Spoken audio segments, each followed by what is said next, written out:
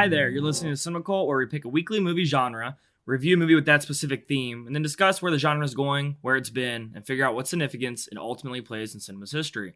As expected, there will be spoilers, and F-bombs are dropped pretty frequently. Alright, so this week, we profiled James Bond for the new movie. And the movie we watched, I'm not going to tell you yet, because all we did was argue of what movie to pick. Okay. This is true. We left you on a little cliffhanger last time. That's true. I think we all had specific ones we wanted to do. Let's say the ones that... Don't say this one, but let's just talk about the ones that we were going to do. Like, who had what movies they were championing? I was aiming for Moonraker. Oh, okay. Because I'd never really seen it before. Okay. I would have gone with Moonraker as well. I really wanted to do The World Is Not Enough. Oh, that movie is so bad. That one's not bad. But I saw that. Moonraker's garbage. I attempted to see The World Is Not Enough twice in theaters and fell asleep both times. Oh my gosh. Well, you always fall asleep in movies. No, if it's a boring movie, I'll fall asleep. Yeah, what was the other movie that you fell asleep in? You always bring it up to I Am Legend? Yeah, I Am Legend, and then when there's some Man of Steel. Yeah, Man of Steel. Yeah. Like you fell asleep during it. A sign of a bad movie, if you will. Yeah. Or a sign of a tired Honto. I can't imagine like they show like that Paranormal Activity footage they always show with the trailers. And they show for Man of Steel, and it's just you by yourself sleeping. Like, Man of Steel. Everyone's jumping in just one head, just light to the side, basically. Like, just passed out. With your 3D glasses and like you're drooling. Just slightly tilted. Mine was, I really wanted to do was You Only Live Twice. Which I don't know if we would have much to talk about. I think that would have been pretty good. Yeah. I don't know. It's a pretty solid movie. I think it's a pretty... Yeah, I mean, it's solid, but in the same aspect, it's pretty goofy. I wanted to attack Sean Connery. Like because everyone's always like, yeah, because I hate the man. Well, if we were going to do Sean Connery, we should have done Done Did? We should have done Did Never Say Never Again. I don't feel like Never Say Never counts. And that's the remake of the Thunderball. Yeah. I think that's the whole right situation. It's like an unofficial But still, sequel. It's not like his name is like Josh Boone or something like that. Why Josh Boone? Because it's not Why would James. it be Josh Boone? Because it's not James Bond. Oh, I see. Okay. Jimmy Boone. Was he an American legend? Jimmy Boone. So I don't know why I was building up this little teaser right now, because if you're listening to this podcast, you clearly saw that it's called Oh yeah, I forgot about License to Kill. You figured out the mystery. Even before we did. Congratulations.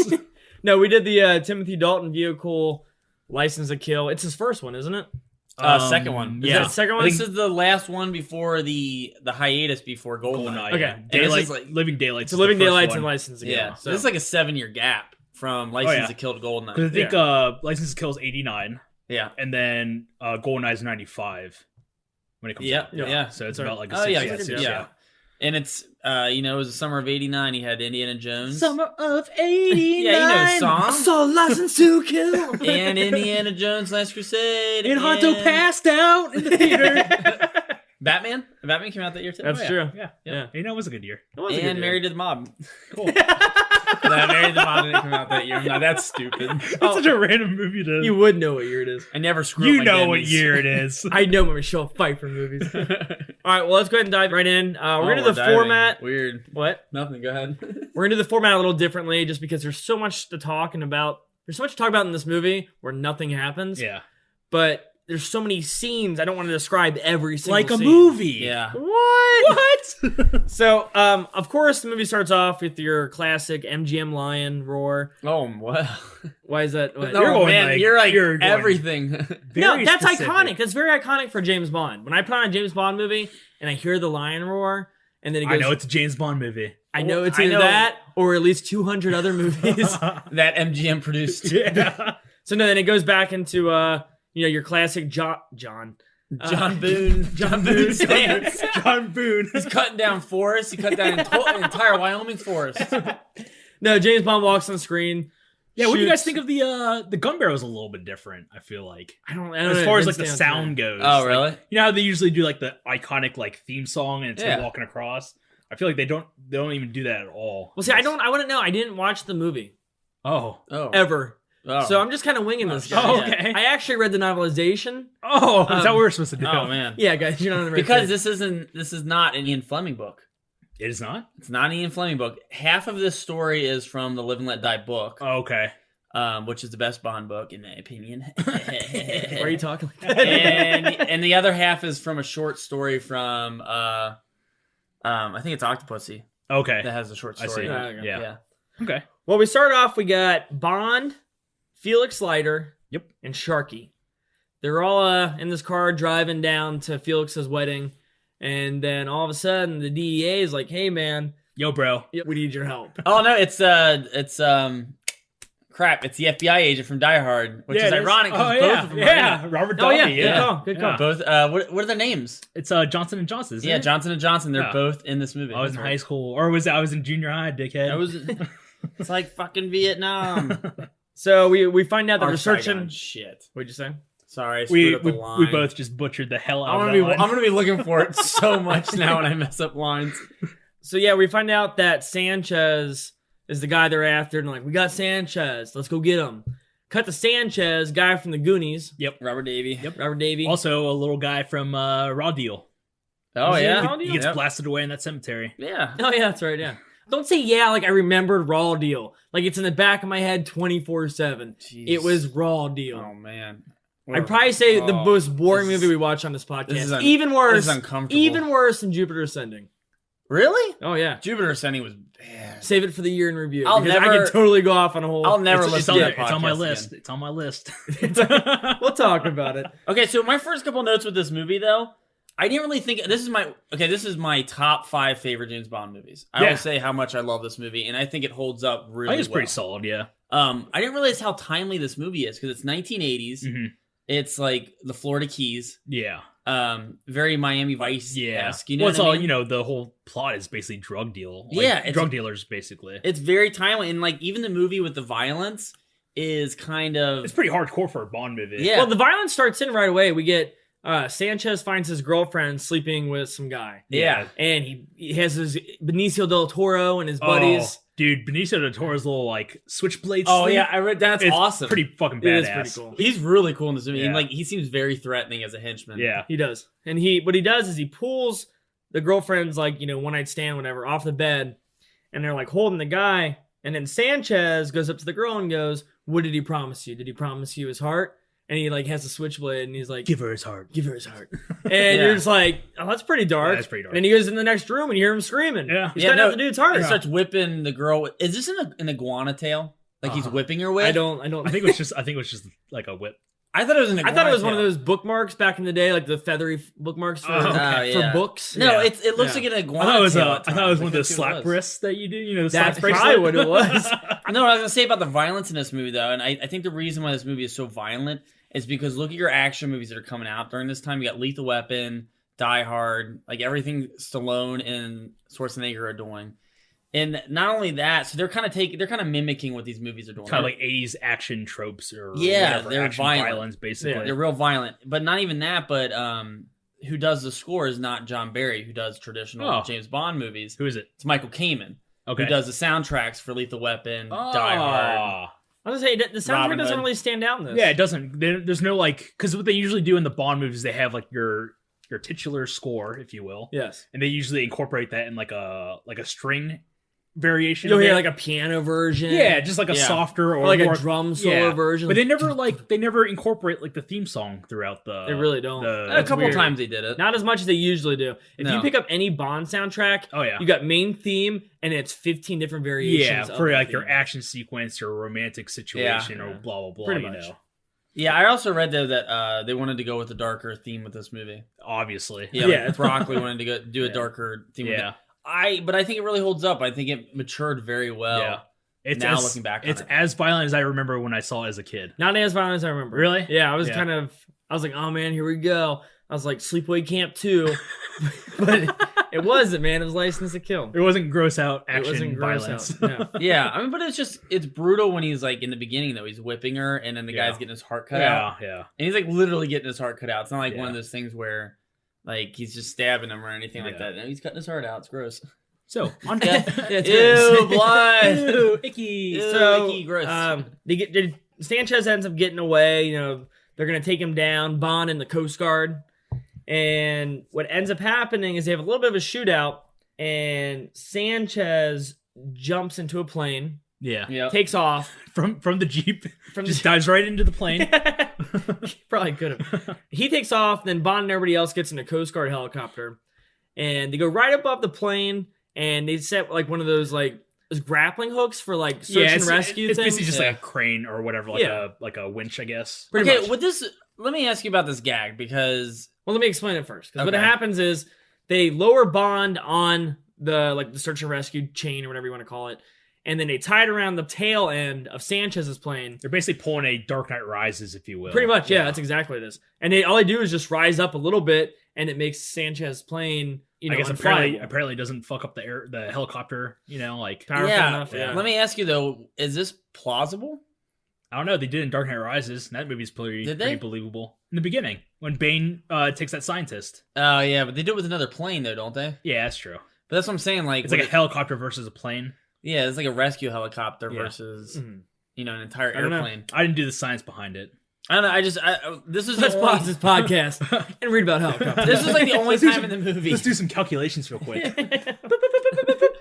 This is the only time in the movie that I questioned like the actual stunt.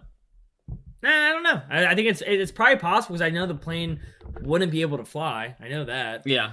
So anyway, Bond and Felix jump out of the plane. They're late for a wedding, Yeah.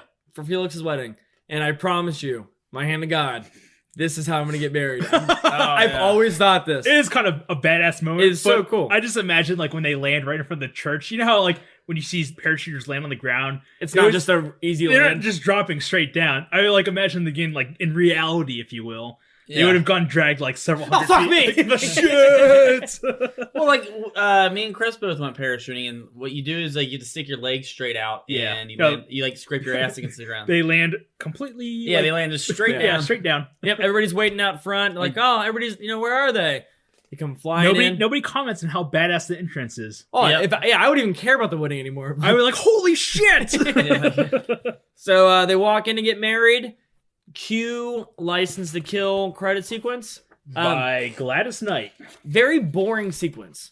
It's a just boring pictures. It's a boring sequence, but the theme song is pretty awesome. It's one of my Yeah, this is man. my top 5 songs. Yeah, for this sure. is definitely top 5. This Yeah. song kicks ass. Yeah. But I kind of do like the sequence in where it uses a lot of like silhouettes and all that. Yeah. But it's not as like sexy as like the other intro sequences. No, are, it's just you kind know? of like Yeah. it was like the whole theme was like cameras. Yeah, cameras. Yeah, It was just like taking pictures of people through Yeah. a lens. Just kind of boring. Yeah, I mean, it we'll get is. to other ones in a second. Yeah, but part, I can't imagine. To be honest, none of them that are like really coming to mind that are really entertaining though. Well, if they would have Oh, done, I take it back. Live and Let Die. That one's got a really cool. no, That we're was gonna talk awesome. about this. I said Yeah. second part of the podcast it's okay. because I could talk Casino Hey, Royale, but hey, we're not hey, going it's to. okay. Okay, it's okay. You know, they should have done it. Should have had a theme for this opening stuff instead of cameras. Play off License to Kill, and it's like silhouettes of like girls at a DMV, and they're buying like one License to Kill, and they're like, "Oh, sorry, you don't have your ID on you," and they're like, "Oh," and then The two Coreys are there from License to Drive. the Beastie Boys are there for License to Ill. Yeah, License to Ill. This happened. Yeah, it's happened. Oh yeah, it did, I walked away. I made chips. It did happen. I went into the kitchen. I made some chips. So after this amazing song, we get to meet Sanchez again, and he's sitting in this waiting room, pretty much like where the Coast Guard's keeping him. And then we get to meet a little guy from People Under the Stairs. Yep. Everett McGill. Everett McGill, the guy who wore the S&M gear. Yeah. Pops from May they burn in People Under hell. the Yeah. And he's what, DEA? Yeah, I think he's Yeah. also like a fellow DEA agent, Yeah. basically. So they're in this waiting room, and Sanchez is like, "Hey, I'll give $2 million to anybody who gets me out of here." This movie's kind of hard to describe. We don't want to go scene by scene because there's so much cutting. There's so much Yeah, there's going a on. lot of shit. This was really weird because this guy goes back and forth between how close is he to the wedding and Sanchez? Oh, I mean, yeah. yeah, I made He- it. No, he- like he he has- keeps going he has, back and forth. He has Jason teleportation abilities. Yeah, He's going back and forth from the Coast Guard interrogation room to the reception and back and forth. That's and, true. They're Yeah. really close. I And it's didn't think all in about a that. span of like probably less than 5 minutes. That's a good point. yeah. I And didn't my think other about that. note at this point was, why is Felix Leiter's wife all over James? Oh yeah, I made a comment like, are they about to fuck? yeah. James and Felix's wife. You know, Oh my I thought that at she first. definitely had some like marriage guilt there because she was just like, I wish it was James. I wish it was James. Like she's all over James and like every Well, scene she's. I think in. they just have a really good dynamic. Like it just like one of those like I think it's best friend, and they really click as like it's supposed to drive like what happens to Felix and Yeah. Della or whatever her name Yeah, is. Della. Yeah, Della. It's supposed to like kind of drive like the whole revenge scheme. pretty Well, much. I was reading about this. I didn't pick up on this in the movie. They make one line about it when she's leaving she's like, it's honorary to do this at a wedding. Oh, she takes off her garter, and gives it. She tries to give it to him, and he's like, nah. He's like, I'm good. And she throws it to him anyways. And she asks later, she's like, what's his deal? And he's like, oh, he was married once. Yeah. And I guess the whole theme behind this movie, I just didn't pick up on it, was that because his wife died and he didn't get like really honorable justice for it. He's doing it for he's like doing it for Felix, which I think is pretty badass. Yeah, it's almost like him to like kind of like go after his own demons in a way. Yeah. Which it doesn't. If they're so close as like a threesome, how did she not know that Bond was married at one point? Just the way she's like, "What's up with him?" Like, "Oh, he had a wife. She died." Yeah. Like, oh, yeah. Well, I didn't know that. I've been kissing on this guy all day at our wedding. Well, he didn't. I almost blew him in the bathroom. I didn't know he was divorced. Felix Leiter didn't want to tell her until this movie, so that we would know. Yeah, you know. Yeah. Oh, that's cool. Man. Yeah. So Sanchez ends up getting out. The DEA guy Ed ends up helping him. What they do is they have him prisoner in the back of like an RV. It's just like a transport truck, yeah. And they run it off this bridge into the water. They have all these guys with scuba gear. They're riding Sibians. And what? And they're like, hop on. He's like, no thanks, I'll swim. Yeah, I'm good, thank you. Thank you, I appreciate it. Maybe next time. So Sanchez gets away, and we keep cutting back to the wedding. We get Bond gets this awesome lighter from Felix that shoots. Is that supposed to be like a play on Felix Leiter's name? Yeah. Oh yeah. Oh, it is. Like, yeah. I don't know. And the fact that it shoots like 4-foot flame out. It does. Yeah. It's pretty intense. When I get married and you guys are on my groom, you're all my roster, groomsmen. You're just gonna give us money? No, I'm gonna give you mats. Okay. Like I have your name on it. Like, look, it's a mat with your name on it. Yeah. And then I like just smile. Yours says Chris. Yours says Chris, but it's on Matt.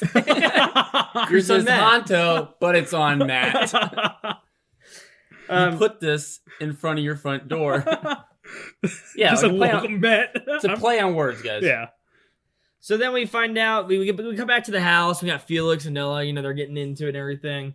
Del Dora comes in, knocks out Felix, puts a gun up to, what's her name? I'm sorry. Della, yeah. And she freaks out. Well, what ends up happening is they go to a warehouse. At this point, Della's dead. Yeah. They shot Della. She's dead. She got, like, the easiest way out, by the way. Way.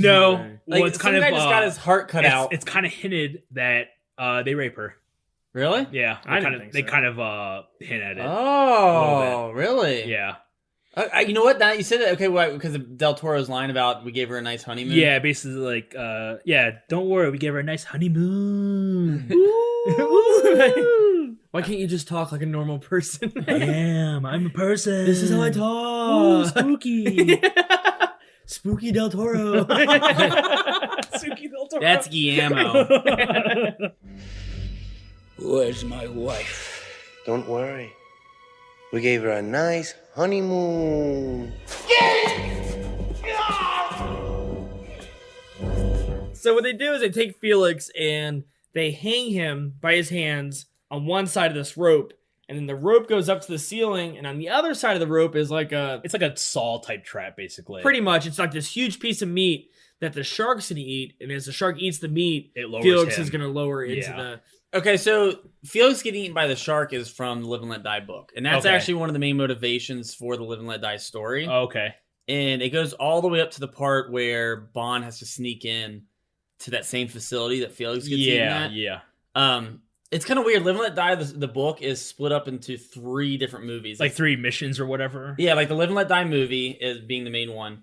Remember the shark part in For Your Eyes Only? And Are You Afraid of the Dark? Is that what you're going to say? I was. No, For Your Eyes Only, remember when they get dragged, him and the girl get dragged off the boat through the shark? Yeah. That's the ending of Live and Let Die. I see, okay. And then, of course, like, a good chunk of it is License to Kill with Felix Leiter getting eaten by a shark. Okay, all right. Thanks, So R.L. Stein. I don't know, I got nothing. So as Felix is being lowered down, he says, I'll see you in hell. And then Ed goes, bird in hell. And then... What? Oh, yeah. That's like, wait, that's a line there? Sounds familiar. And then Sanchez basically says, like, today's the first day of the rest of your life, basically. Yeah. Yeah, I don't understand this. He's going to let him survive. He's going to live with his wife being dead. I just I thought he was trying to be cool, like, with a quote, but he's like literal. Like, today is the first day. No, this is like legit. No, I'm not, forget that honeymoon comment my buddy said. This is real legit. This is real life. Even though that was a pretty cool comment. And I didn't understand it at first, but now I do. Well, Bond's getting ready to leave town, and then he hears about Sanchez escaping. He goes to Felix's house, and he finds Della dead. And we think Felix is dead, but he's just wrapped up in like a to-go bag type thing, like a cocoon of some sort. A cocoon, Yeah. like a Wilford Bradley. Is that what it is? The guy from Cocoon? No. And no, so wait, what? Oh, Wilford Brimley. Wilford Brimley. Yeah. Thank you, yeah. It's like, what the hell are you saying right now? So they go to the house and they find Felix and they take him to the hospital. Bond meets up with like Sharky and a couple of the DEA guys. I don't know how Leiter survived this though. It's pretty hardcore. Well, they said they what? He said lost a leg. He's lost both of his legs, I thought. Well, I watched this with a buddy of mine who goes to nursing school, and he said there's an artery on your leg that if it ever gets severed, like you'll bleed out. There's no saving you. You'll die from it. And basically where the shark ate to. I think it's a femoral artery. Yeah, femoral. Yeah, femoral. It's pretty serious. Yeah. yeah. But here's your. I don't want to talk about it. Realism. This is the point in the movie where, like I said, I don't want to compare Dalton to other James Bonds yet. Yeah. But he really lacks the charm that all the other Bonds have. That's why I like him. That's why I don't like. I think he has the charm in Living Daylights, but this one's kind of like a one-man mission type deal. Yeah. So he doesn't really have like enough room to kind of like use that kind of those lines or whatever. Yeah. I guess. I don't know. I mean, have you guys ever seen like Fury Eyes? Fury Eyes only has like way too much romance in it. It's too much of a romantic movie. Okay. And I don't really like the romantic elements of James Bond. I like it gets that kind of like too cheesy at times. I guess. Yeah, because it's like, oh, he's acting like he's in love with this girl to sleep with her, and that's why I only like every movie's basically like what kind of cheesy lines can you use to get a girl in bed, basically. But like, I kind of like how such a cold killer he is in this movie. I don't think he is. This isn't a Bond movie to me. Like, but we'll get into that later. Yeah. We're gonna tell you, it's so hard to talk about because there's so much. You keep bringing this stuff up, and then you tell us I not like to talk about teaser. it. You're like, here it is, and then we start talking, you're like, cut it off. It's like if I was like giving you sex, and I said no more sex for tonight. I don't want you to give me any sex. Yeah, it'd be kind of weird. Just think about it. I don't think it's like this at all. No, you prefer spaghetti and meatballs? Yeah, spaghetti meatballs. Spaghetti madness. So Bond goes to meet this guy Crest, who he thinks might be involved. Crest just pretty much kicks him out. And later on that night, Sharky and Bond, they infiltrate the same like shipping company, I guess, that he owns.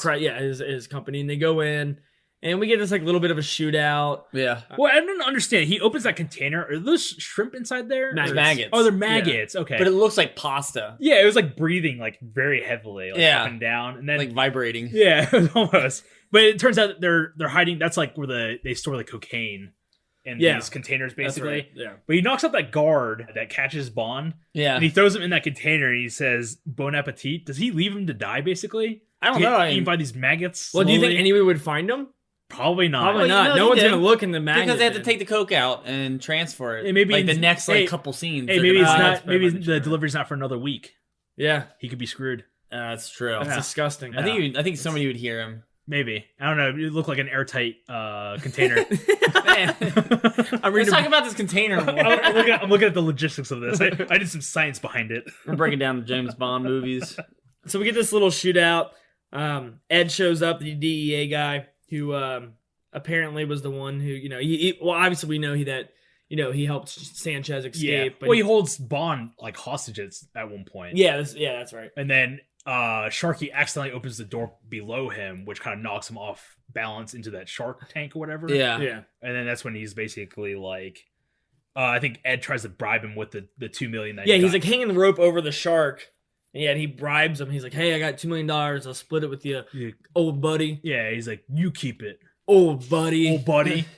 And then he hands him the briefcase and he leaves. Yeah. He's like, "You can have it." He's like, "You earned it." Yeah. End of movie. End of movie, man. I was like, "Wow." I was like, revenge fulfilled. No, he throws the briefcase. Revenge has a cost. He throws the briefcase at him. He lands in the water. Shark takes care of him. I thought this happened later in the movie. I guess because the last time I saw this was when I was a kid. I didn't realize how quick this was for that character. Yeah. It seemed like it was pretty fast. It does seem like he would. I mean, we knew he was gonna die regardless, but you think he would have stuck around a little bit longer in the movie. This he just has that good of a presence, I guess. Yeah. I mean, as an actor, you think he'd be around longer. Yeah, pretty much. Next, we cut to M. This is M, right? Yep. I always get this mixed up. Yeah. So we cut to M. Back in the day, for all you for the newbies, you could tell because of how British he talks. That's true. Back in the day, M was always a man. Well, it was always just that one guy, right? Yeah. There's no other person. Yeah. pretty much Bond meets up with M, and Bond resigns for the 30th time in the series. Well, yeah, M basically says, like, you take this Doesn't mission. make any sense. What? He goes, well, Bond goes, I'm going to resign. He's like, no. He's like, you're off the floor. Yeah, It it was kind of a weird, like, exchange for some reason. Yeah. M's basically telling him to take this, like, mission in Turkey, and then, like, says your badge and your gun, basically. He revokes his license to kill, if you will. Yeah. Pun. So, okay, we can talk about this more in the second half, but you guys know the story behind. There's a theory that James Bond is a code name. Yeah, And then that's all how the actors that have ever played it are just different. They're just different people. Yeah. Yeah. And I would say this movie breaks it once is by talking about his past wife. The wife, yeah. But they say, like, within the Timothy Dalton line, this is the part where Timothy Dalton, this is his last movie. But at this moment when he quits and jumps over and away from M, that's like basically him leaving the codename James Bond behind. Yeah. You know what I mean? Because after that, it's Pierce Brosnan. Even though he just continues to go by James Bond throughout the rest of the movie. Yeah, because he's not. No, I mean, like, he's not an agent. At He goes the by end of the Josh Boone. Yeah, he's Josh Boone from this point. Josh Boone. But he's not an agent at the end of the movie. Like, I mean, I assume he's fired. Yeah, it's possible. I mean, That's a stretch. I'll give it to you. do you know what I mean? Like, It's he still, went yeah, rogue. I like that theory, but I don't know. It's hard to, like, when you look at stuff that happens in the movies, to kind of, like, make that assumption, I guess. Yeah, I don't know. I guess. I mean, I just imagine, like, if you quit your job, they're like, do something. You're like, And they're like, I don't want to. I quit. You're like, you know what? You're fired. And you went off and did it. And then, Hey, guys, I quit the podcast. I'm turning in Honto. you can't. You're fired. You came in here, you're fired. Your badge and your Honto, please. So they try to shoot at Bond. Bond gets away, of course. We cut to a scene with Sanchez's girlfriend. Yeah. And I think this is back on the Milton Crest's boat, basically. That's right, yeah.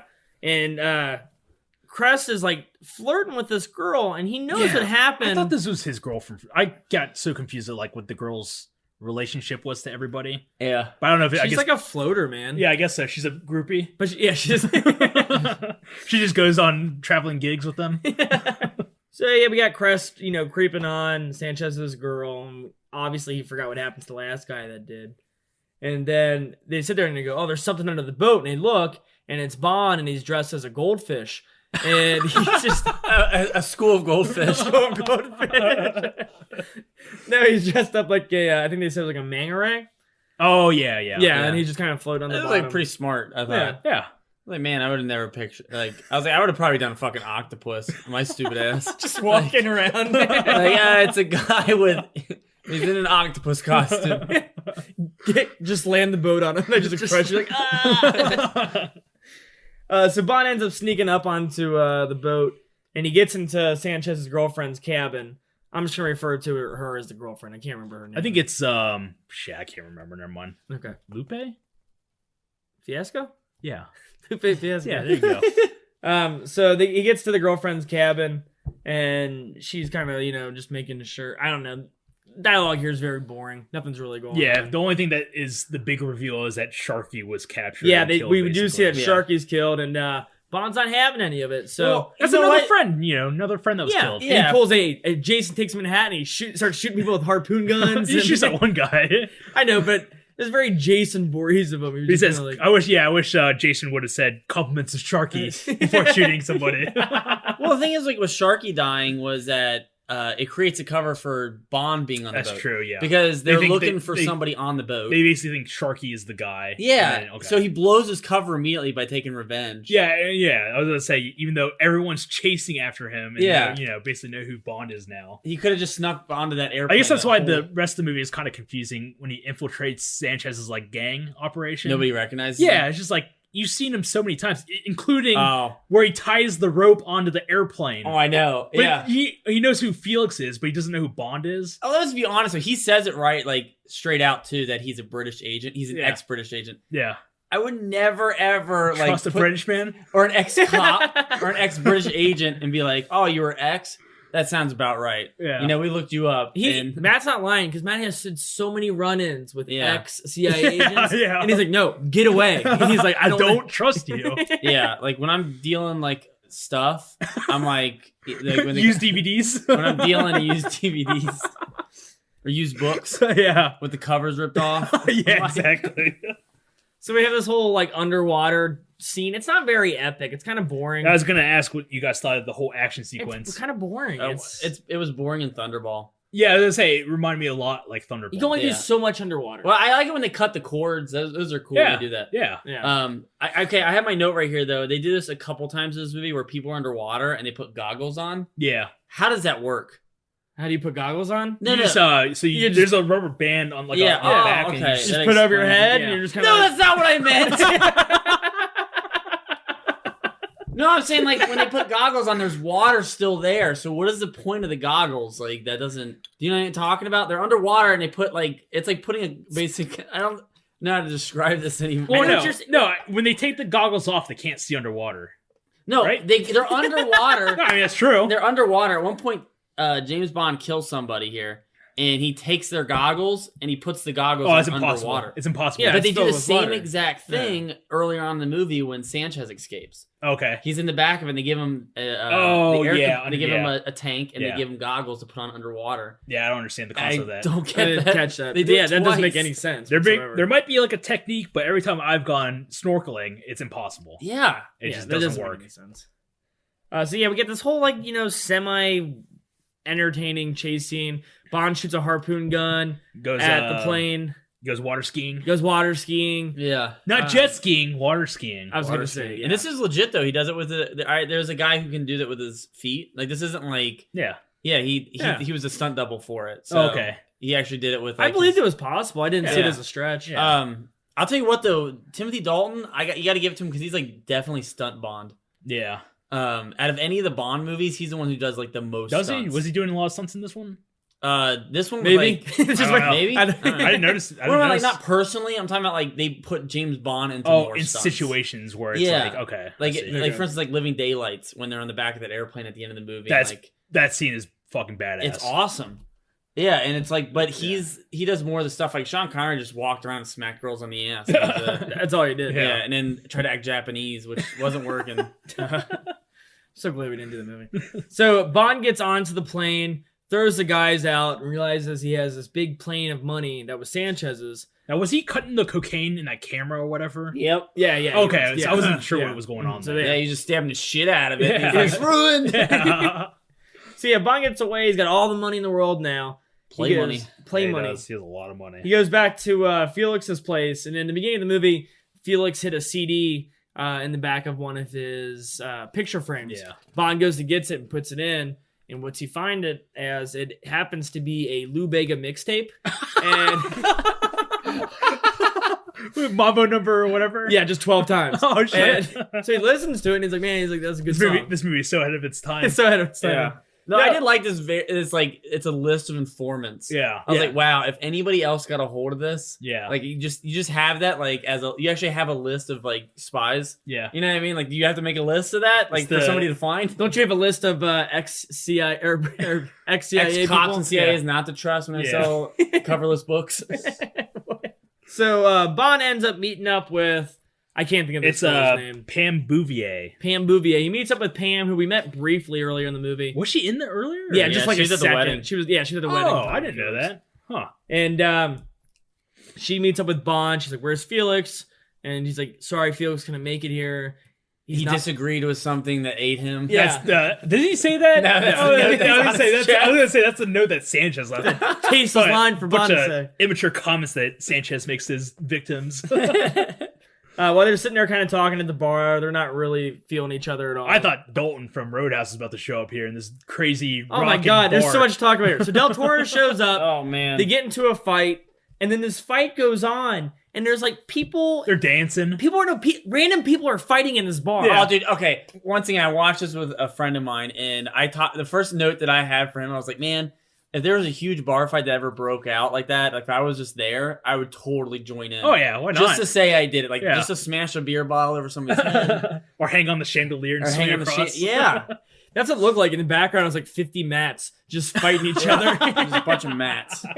I have a note right here though. She asks him, she's like, when she sees Del Toro, she's like, "Do you have a weapon on you?" Yeah. And he shows the Walther on his and then she has this fucking 12-foot shotgun under the table. Oh, yeah. My note is, how the hell did she get that shotgun into the That's bar? a very How do you good point. smuggle that in the? Because she's not even wearing a jacket or anything with sleeves. Yeah, I think she's just like wearing a dress with some Kevlar on. And that shotgun's like the size of her. I can imagine her walking with like a tiny person shotgun. She's like, I got a meeting with somebody. Man, you can't bring that shotgun into this McDonald's. What's that you got in your purse? Oh, it's just some lipstick. Man, this is a Red Robin. You can't bring that shotgun in here. We just have endless fries. No shotguns allowed. Oh, sorry. It's Seaside. It'd probably be like a bubble gum. Yeah, bubble gum.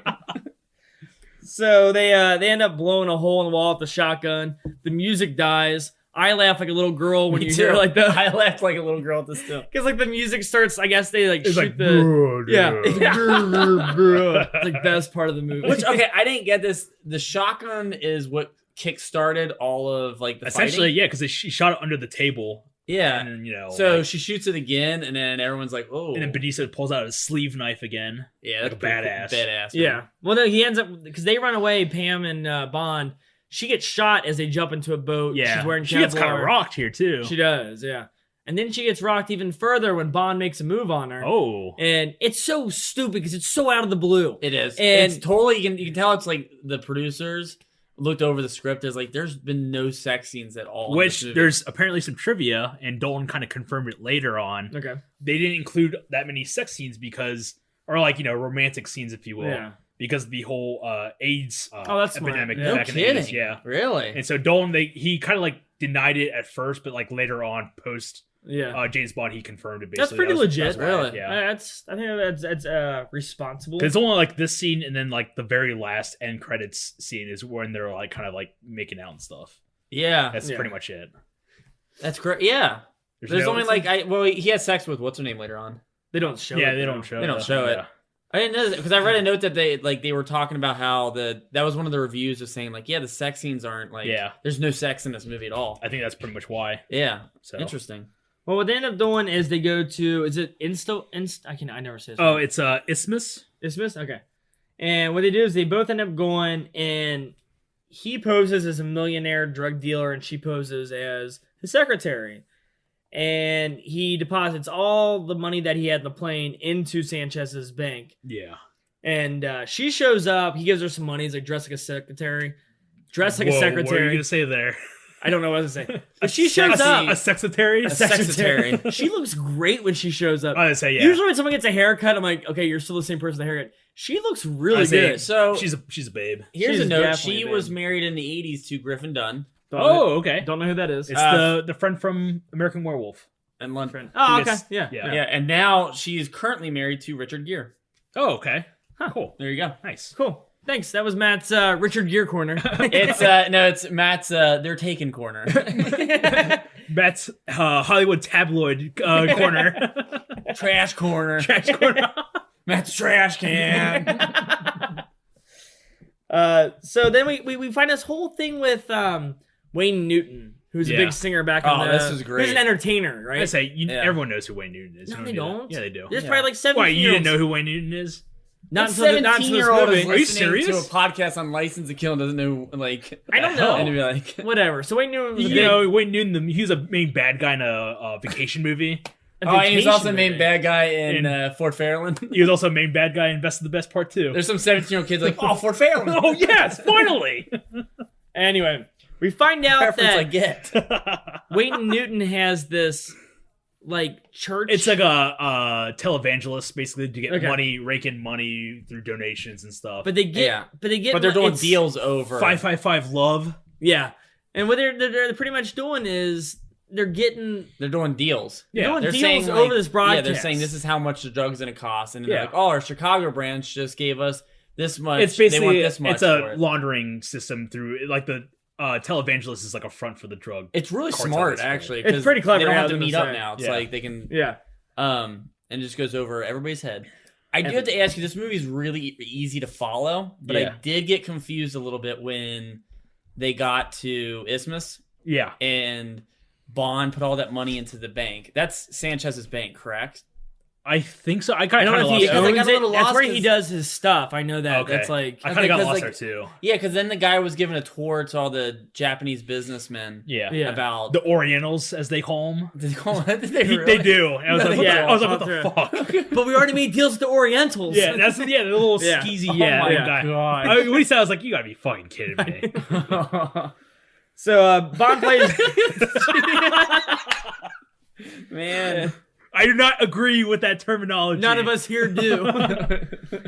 So Bond goes and plays blackjack, and he meets up with Sanchez's. He's girl basically again. winning a shit ton of money. Yeah, he's killing Yeah. it here, man. And It's just one lost. Like, so Sanchez owns a televangelist company, a drug company, a bank, and a casino, a Red Robin. Yeah, and a Red just one. Robin. And that Just bar they one. met and a at. bubble gump. Yeah, and a- bubblegum trip. A chain of bubble gums. No, so like, yeah, that's It's why just- that's just I got a little what he bit lost, owns. but it wasn't enough to take me out of the I story. mean, he's a Yeah. hot shot. He's got, Yeah. the guy's got lots of money. Yeah. I only bring this up as a confusing note that we'll bring up in the second part of the podcast. Okay. I want to talk about how confusing Bond movies can be. Okay, Okay. that's good. Okay. So yeah, Bond goes up and meets Sanchez, and pretty much kind of poses like, "Hey, I want to get into the business," or he's already in the business, and he wants to play ball, you know. Yeah. And so Sanchez is like, "All right, man, let's do this." It's kind of like a raw. This is raw deal right here, man. Yeah, essentially. Yeah. This kind is of like, showing up being like, "Hey, this is what I do." And he's like, "All right, you're Yeah. on a probation Yeah. period, you know." Yeah. Here's a cool note, though. They said that they were trying to form a story out of Bond, and for this movie in particular, where they wanted it to be like almost like Yojimbo. Okay, yeah, Where- I kind of got that vibe Yeah. watching this, basically. Like he goes in and basically turns that person on themselves. And Yeah. Yeah. He lets that person destroy their own. Destroying like, from internally, basically. Yeah. Kind of like, yeah. Next, we get good old Q shows up. Wow, this is the most time I've ever seen Q, Yep. Q in a movie. It's apparently holds the record. Yep. Really? Yeah, Yeah, yeah. because he's like a main character in it. Which now. is It's not awesome. just- it's cool. He He's shows up basically with acting like a field agent, which is pretty kind of a much, cool concept. and Bond just yells at him the entire time. He's like, Yeah. "Go home." He's like, Yeah. "Fuck off, Q." And he's Yeah. like, "But I want to help." He's like, But like, it's cool because like I feel like with Q, if he wasn't in this like last half of this movie, it wouldn't be a Bond movie without Yeah, because this movie's not very much like Bond like at all, and I can Yeah. see a lot of people arguing why it's not a Bond Yeah. movie because it's so dark. And Q Yeah. adds that like little charm to the end. well, Q ends up bringing an explosive alarm clock. Oh man, these gadgets are stupid. They're dumb. He brings Explosive in, toothpaste. A Polaroid that shoots lasers, Yeah. and then What the hell's gonna be? A camera with bullets. yeah, it's a .220 film, which is Is like that- the bullet basically. She says, "What kind of film does it take?" He's like, .220, basically Yeah. bullets, if you will. Exactly. Now, pay attention, 007. Now, this looks like an ordinary camera, doesn't it? What kind of film does it take? 120? No, .220 high velocity. Well, he brings like it's like he's like, this is explosive toothpaste. I was like, no, it's not. It's just plastic explosives in Yeah. a toothpaste tube. Yeah. Like that's not even a thing. But I gotta ruin all my fun. This took us forever to figure out how to do. Like, You just put it. I in said a at this tube. point, when he's in the movie, it kind of feels more. Yeah, I had mentioned where it feels more like a Bond movie. This part does. Yeah. This is where when it it's like starts you're to getting come your in. whole gadget inventory. Yeah, which is basically. needed for every movie, Yeah. I think. So what ends up happening is Sanchez holds a big meeting and Bond gets on the roof. And pretty much he lays down by the window outside the building and lays a line of the toothpaste down. plastic explosive. Yeah. Plastic explosive. Plastic explosives. What's up? Plastic. It's supposed to plastic. It's supposed to blow up. It's like plastic explosive. So he lays the toothpaste down over the border of the window and he places like these detonator cigarettes into it. Yeah, basically. And I kept thinking about at this point, like if Bond would have got caught right here, like what's he doing? Like, sir, he's been lying in the windows with toothpaste and putting cigarettes in it. This guy's a child. I don't know what he's doing. So we get another scene where he tells Q to fuck off. I wrote this down every time he pretty much did it. He does it pretty much like almost every scene. He does, yeah. Go And then- home. Go. I don't love you. I don't Go- want you here. It's like trying to get rid of your dog. Yeah. Bond goes across the street to watch what's going on, and it looks like Pam, his right-hand woman, his assistant, if you will, is working for the other team. Yeah. Yeah. I was kind of confused about. Yeah, it doesn't. Can anybody here explain that? I think she had been. I think she was working her own thing. because to get in the description of that CD-ROM, It's basically saying like her name, and then it's like her expertise is basically like ex-CIA or whatever. Yeah. Pilot, and then she like knows in depth like of the whole operation and stuff. So Yeah, she just had her in, and she was just pretty much taking. Yeah. So Bond blows up the window and tries to shoot everybody out, and then Shang Tsung arrives. That's what I wrote down as my note. So after we see the whole secretary thing, Bond explodes the toothpaste and we fights ninjas. Shang Tsung shows up. This movie holds the world record for Mortal Kombat actors not in a Mortal Kombat movie. Wait, who else is in this? Because the girlfriend of Sanchez is Katana. It is, man. It is. Yeah. No kidding. Yeah, I was like, I kept looking at her and I was like, she looks so familiar. And I looked up the actress. Yeah. Like, oh Wow. shit, it's Katana. You know, Good I know call. every movie podcast does that movie, but I would love to talk about it. Yeah, it'd be fun. It'd be a lot of fun to do.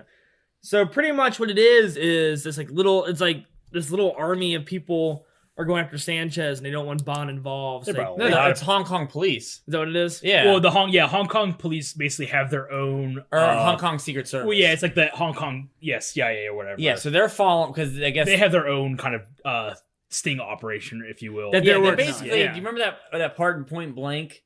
Point Break.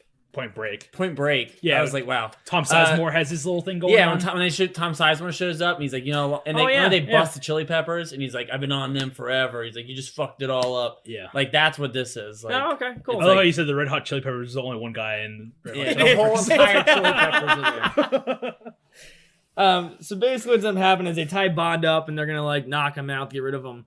But explosions happen and the Hong Kong who shows up right here? Is this like the army? It's like No, this is it's like the- Sanchez's like his army, basically, yeah. his personal army. So everybody ends up dying, and it looks like Bond was taking like it's a good setup because it looks like Bond was again. It looks like he's kind of like in the right, or he's not like a bad guy or whatever. They And kind this, of like, yeah. but this would almost seem pointless. But this kind of sets up who's Bond's like basically cover for Sanchez. Yeah, this works You know out what I mean? perfectly. Then He all of a wakes sudden up, it's like, he's like, It's like, they're this after is you the too. second time where he inadvertently gets another in with Sanchez's gang. by luck. Yeah. Yeah, Yeah, because pretty Sharky much. dies, and now like the Yeah. Chinese operatives die, basically. Well, he ends up waking up in Sanchez's hotel. And Yeah. Sanchez like, hey, he's like, This is Can I how- get you some milk and cookies? we're This is we're Sanchez's, best friends now. This is Sanchez's house. yeah. That he wakes up in.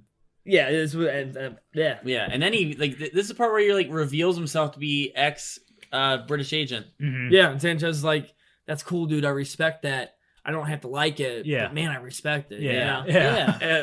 That's a word for word quote from the movie. I totally respect you for telling me the truth. I really, really respect you. I'm glad we're on that level now. So Bond ends up meeting with Sanchez's girlfriend again, and she helps him get out for the day. They take Oh, a by the boat- way, this henchman is dead. This is my note. Which This one? henchman tries to stop him from leaving. He's like, "No, you can't leave." Oh yeah, he's like, He's like- please, he's like, don't leave. I was like, "Man, this She's like, guy's I'm just dead." going shopping. Wait, what happened now? She tries to leave on the boat, and the henchman comes down. He's like, "No, you gotta wait." He's like, "You gotta stay He's here. like, Where are you going?" pretty much he's supposed to be watching her. Yeah. Oh, okay. And she's like, I'm just going shopping, I'll be back. And he's sweating. He knows he's dead. Yeah, man. he's like, dead, man. "Fuck." Did he die? No, you just know he's dead. No, it's like, just- you know he's it's gonna get killed by insinuated. Sanchez. Oh, okay. Like, There you go. for failing. Yeah. You gotta feed me to the You had sharks. one job to do, and you They're failed. gonna, they're gonna blow my head up. Yeah, like this guy coming up in this They scene. do it all the time. So next we have the scene where we have like Bond, Pam, and Q. They're infiltrating this boat, and Pam is looking like was it like a harbor? Yeah, it's like a harbor a master captain or or something? something. Yeah. Yeah. I don't And- know why the captain of this boat just let her Yeah. like just Well, and totally then take over. She crashes the boat into the dock that Sanchez is chilling at. Yeah. Sanchez doesn't flinch, man. He's like, he's "That's smoking weird." his cigarette. He's just watching this happen. He's like, Are you sure? yeah. Are you sure it was a cigarette? I thought that actually when I said that, I questioned it. He's I like, was far out, man. wow. Yeah, he does. He like watches. He's like, man, what if there was like a T-Rex on that boat, dude? Like, We're all just screwed. coming into San Francisco Bay, and you're like just watching it casually. What they end up doing is Bond takes all the money from the plane, Yeah. and he puts it in Crest's like air chamber downstairs. So it looks like Crest stole all the money and that it didn't go missing. It's just Yeah. Is this a depressurized chamber from Deep Star 6? Yeah, for all Yeah, four what is people. this for? For all four For people. scuba divers. Oh, is Yeah. it? Yeah, you're supposed to, because So- there's a whole technique of coming back to surface. For like, so you don't get the bends. Yeah, exactly. The what? The bends. That's what it's called. Really? What's If you I come didn't- up too fast. It like messes with your whole like blood and like muscular system, Yeah. I guess. I think. Oh, I didn't know that. Yeah, you can get seriously fucked up. It's an episode of House, MD. Really? Yeah, where some guy gets the bends. MD. This is Chris and Honto's Ben's corner. Yeah. You can go to a Radiohead Ben song right, right there. Radiohead Ben's. So then, yeah, for all 4 people that listen to Deep Star 6, this is a this is a little throwback. Wow, you're too generous with that. What they do is Sanchez gets upset and he throws the dude in the air chamber with all the money. And he turns up the pressure, if you will. Yeah. And pumps up the jam to 11, basically. Jam, whatever. He puts on the Space he just puts on the Space Jam soundtrack and just plays that out. Oh, yeah. Space Jam! He has no chance. So what he does is he ends up cutting the hose, and it creates like this. How do you know how to do that? I don't know. I don't know. Well, the other guy knew how to do it too. Because he handed him the axe. Oh, yeah. He's like, you're going to, you're going to need this. Yeah. And he's like, you're right. You're going to need this for the next part. Yeah. Like, so basically his Never head figured this ends out. up exploding. That was fucking A violent la as shit. Miguel Freire from Deep Star 6. Exactly. It's Both exactly very. what happens. I will say, I don't know which one's more brutal. Deep Star 6? no, I think Deep Star, because you see the boils. It goes on man. for a while, man. Yeah. So we got our Milton Crest meter. Who's he's rising at level 10. We'll make t-shirts that here soon.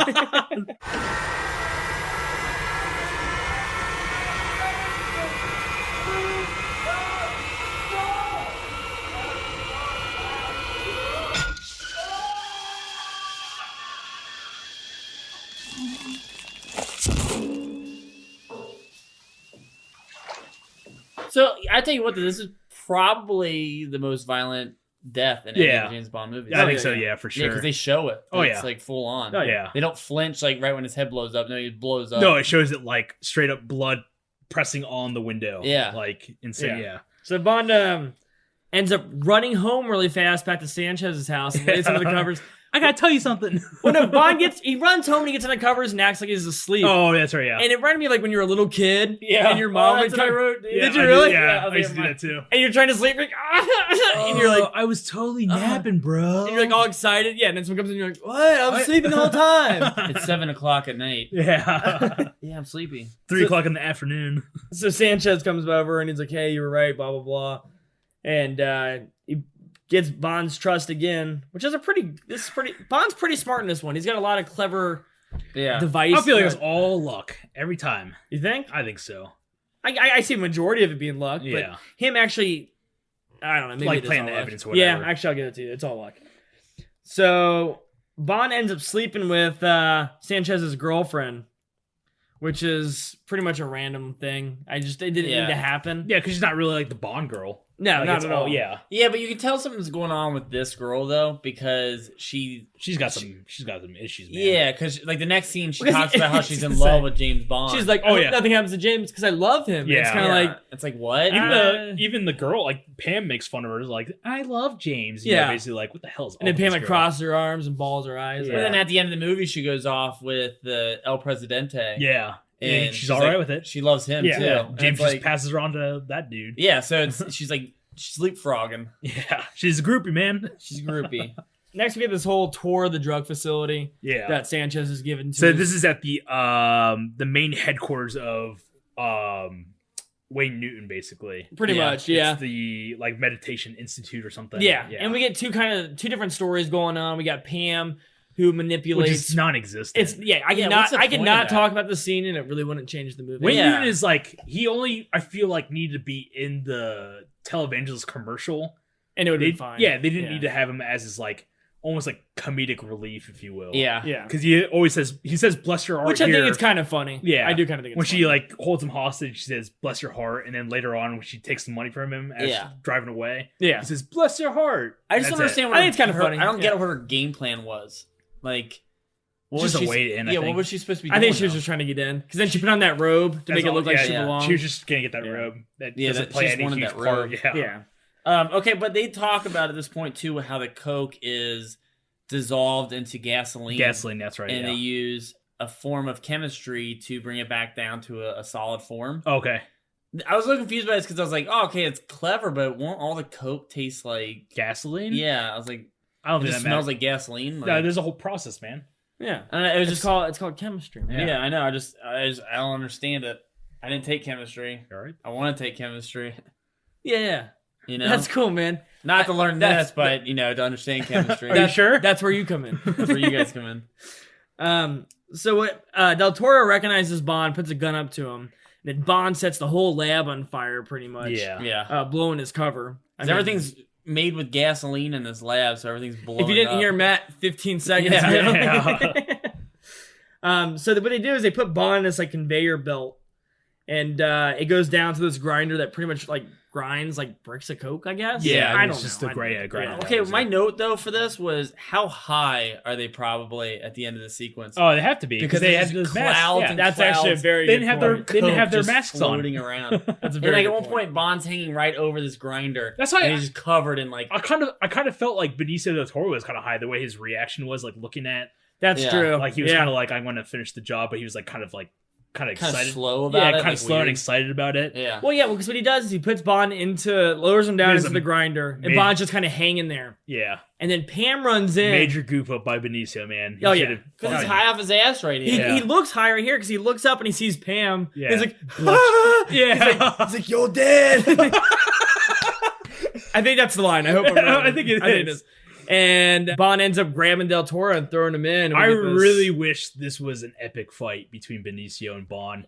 They Yeah. kept showing the sleeve knife. I wish he'd been had double sleeve knives or whatever, and just totally more epic than it was. But yeah, he just basically gets shot once and then gets tossed into the grinder. That's all it Yeah, is. but man, what a brutal death. What's too. worse, this death or the Temple of Doom rock grinder?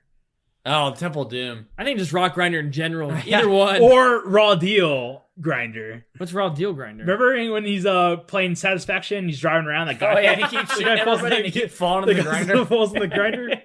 All pretty bad, I think. I don't know. That one's pretty funny. Rock I'll grinders take just that one. suck, man. Yeah. That's why nobody has them anymore. Yeah, that's right. Because of situations like this. They made him illegal because of license to kill. Well, then they end up going on this big, tanker chase. Yeah, Well, it's kind of. I got a note though before we get to this. There's nothing that happens between Okay, these two scenes. at one point he convinces Sanchez that his head of security is turning on him, and Okay. in the next scene, Oh, like, to when- Benicio, yeah. yeah, and when they're leaving, this is random as hell. This random forklift just busts through the wall, and this guy is spiked on the forklift. Wait, Oh, I did yeah, not that's see that. Really? Yeah. It's so random and quick, and it's like, who the hell's driving this forklift? How did it bust through the wall, and how did they get this guy to stand still? Was to this get in the, killed with a in the forklift? factory or whatever? Or? Yeah. I did Yeah. not It's catch like that they at run all. down the stairs, and then all of a sudden this forklift just bunts through the wall, and the guy's he's got the forklift fork. It's impaled. Meanwhile, there's impaled to the a bottom. Saul contraption. Saul's playing his jigsaw game. Yeah. Downstairs. It is the only random thing. It was the only way they could write off this character. I think Wait, which character was it? Though? the guy who's in charge of security. Oh, okay. The guy Okay. who was on the tank when they had the small army. I see. Okay. Yeah. Okay. Yeah, after this, we get this whole, chase scene with the tankers. Kind of was repetitive to me. It's boring. Yeah. Sanchez pulls out a rocket launcher, tries to shoot They're just Bond. doing a series of basically side wheelies and wheelies. Yeah, he bounced Yeah. himself on the left tires and Yeah. dodges the rocket launcher. I wrote a note down. I think the reason why the sequence is so boring is that all the shots are standstill. No, just nothing happens. Well, man. no, all the shots though, none of them are moving. Yeah. It's all of them are just kind of It wasn't- far off in the distance, and the action's coming towards you. Because they could have done It's something epic like a Last Crusade chase sequence where it's Yeah. kind of jumping from tanker to tanker. but they like wouldn't Mad know Max because or something. Crusade came out the same summer. Oh so they wouldn't shit! have that That's another, reference. that's another 89 movie. Nice. Well played. No, yeah, something happened. Something needed to happen right here. Yeah. Instead, Sanchez kills his voice of reason. The only Attack guy. of the Killer Tomatoes. Wait, what? The guy's in Attack of the Killer Oh, is Tomatoes. he? Yeah. Wait, he's the only one who's legit about everything. He's like, we can't let this factory burn down. We put $32 million to this. We have investors. Yeah. And Sanchez's like, fucking it. Well, I his- feel like every Sanchez's time- reason is we already have enough money to start new, Yeah. basically. But this guy's basically wanting to continue the operation. Yeah. Yeah. Keep the money. I call him I would say this guy's in the right though. Yeah, I think it's- yeah. I like, think how- Sanchez is just a fucking dick. Yeah, he's in charge of this entire company, but he's just drug lord that just screws up. He acts on impulse all the time. Yeah, exactly. Pretty much. And during this entire scene, Pam's flying around in a plane. Nothing really happens with her. Yeah. I wrote a note how hilarious it was when Bond makes a truck catch on fire. Yeah. And it falls off the cliff, and you just hear the guys screaming. Yeah. And then the plane narrowly misses the truck as it flies Yep. through the canyon or whatever. They do kind of have a fight on a tanker. I feel like this is I felt When I first saw this, I thought this was going to be more epic than it was, but I Oh, felt I like did it was too. just pretty much straight Yeah. point A to point Yep, B, they basically. cut the brakes and the gas line Yeah, of the and he's tanker. on fire. Yeah, and then they end up wrecking it. This And- is a pretty badass line from Bond, though. I do, He's like- yeah, because he's like- I'll set it up. Because what Yeah, ends up happening yeah. is Sanchez is covered in gasoline, and he's pretty much going to kill Bond. Like this is its last He's got a moment. machete. He's got it. He's got a yeah. machete. He's got him dead to rights, man. Yeah, and then Bond reaches in his pocket, and what does he pull out? Well, he says, "Don't you want to know why?" And then, Well, first he says that. yeah, Good. yeah, Sorry. yeah. Don't you want to know why? And then pulls out the lighter and says, "Felix lighter." It Della. says from Della and Yeah, from from Della. Della, yeah. It's a Felix, yeah. callback to earlier on in the movie. when he got that gift. Yeah, which is a lot of like 80s movies did this. Like Yeah. a lot of 80s action movies, the callbacks. To the It's a beginning of the movie. callback. To Yeah, the beginning of the movie. Callback to the beginning. What's of that the from? movie. That's gonna drive me crazy. Don't tell him. Whatever. Okay. I'll never tell. Whatever. So yeah, and then he just flicks the lighter, sets Sanchez Does on he use? fire. Does he use the 4-foot lighter to? He does. I guess. Does he? Yeah, I guess this thing is supposed to shoot like 4 Yeah, feet you of ever flame. you ever do this with like Bic lighters where you took off like the safety thing? Oh, okay. And you could shoot the flame up Yeah. high? 17 feet. Yeah, I think Yeah. it's supposed to be a joke. It's supposed to be a joke lighter. I don't know, like You got burn it- off your friend's You got it at eyebrows. Spencer's Gifts. Yeah. You got It's Spencer's gifts. Did you say Skechers gifts? No, Spencer's Gifts. Spencer's gifts. I thought Skechers. Okay. My bad. You could have had everything. Don't you want to know why?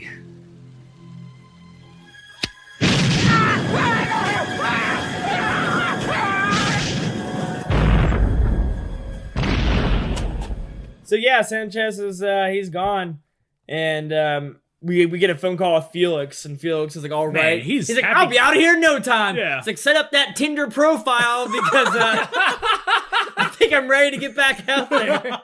Yeah, It's only been like 2 days, Oh, man. yeah, I was kind of confused with why he was so happy-go-lucky. Yeah, so he's weird. just back to his He normal lost self. his legs, he lost his arm, he lost his wife. He probably lost his Yeah. job. Yeah, I he don't probably. know. Probably. Yeah, I mean, he can't work. What the hell's he gonna anymore, do at the CIA? Yeah. And then Bond walks in and he's like, "Hey, he's like, will you be my my son's godfather?" And he he shows Felix how to walk again.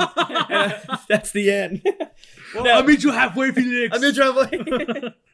No, what actually ends up happening is this big party. Bond At and Sanchez's house. Is it really? Yeah, I looked it up as a note. I was like, nice. because my note was like, where the hell is this party at? I was like in Bond movies, they just always show up at like random ass Yeah. parties. But no, they hold this party at Sanchez's Man, house. Bond totally spit on his grave and is like, I'm gonna Yeah. hold a party. who's throwing this party? Bond probably. Probably the well, Bond put out all the Facebook Yeah, guest the guest invitations. invites. they're all drug lords. They're like, Yeah. what happened to Sanchez? And He's like, I am the captain now. I knew it was he's, coming. like, he's a little hot headed. He's cooling down right now. Well, Bond ends up making out with Sanchez's ex-girlfriend now. He totally would have gone for it too if that. yeah, and then he if looks Pam was- over and sees Pam, and she's upset, and he's like, "Ah, man." I gotta go with Pam, I guess. Pam. So she Pan? Are runs. you saying Pan? So Pam runs down the steps and leaves and chills by the swimming pool, and Bond jumps off the ledge Man, into the he's- swimming pool. He's lucky that pool was deep. Dude, Yeah, stunt he Bond, is. man. He's Stunt stunt Bond. Bond. You Yeah. ever seen Sean Connery's lazy ass do this shit? Like, He ends up pulling Pam in. They kiss. They have some joke that they made earlier in the movie. Who callback. cares? And then you get a fish Callback. a fish wink. You get a fish wink and a movie. But there's a little thing in the middle of the credits I've never Ooh, seen in a movie before. I did not stay for the credits. No, it's nothing important. Oh, I've okay. just never seen this. I didn't notice. After- Okay, last night when you were watching the movie, Yeah. the credits were going on, and I was like, and like they just kept going and going, and I was like, man, I think Chris fell asleep because I wasn't watching the movie Yeah. with you. I was upstairs, and he had this movie on full blast, and I thought you fell asleep to it. So go ahead. What did you find in the credits? It's man, we're really building this up.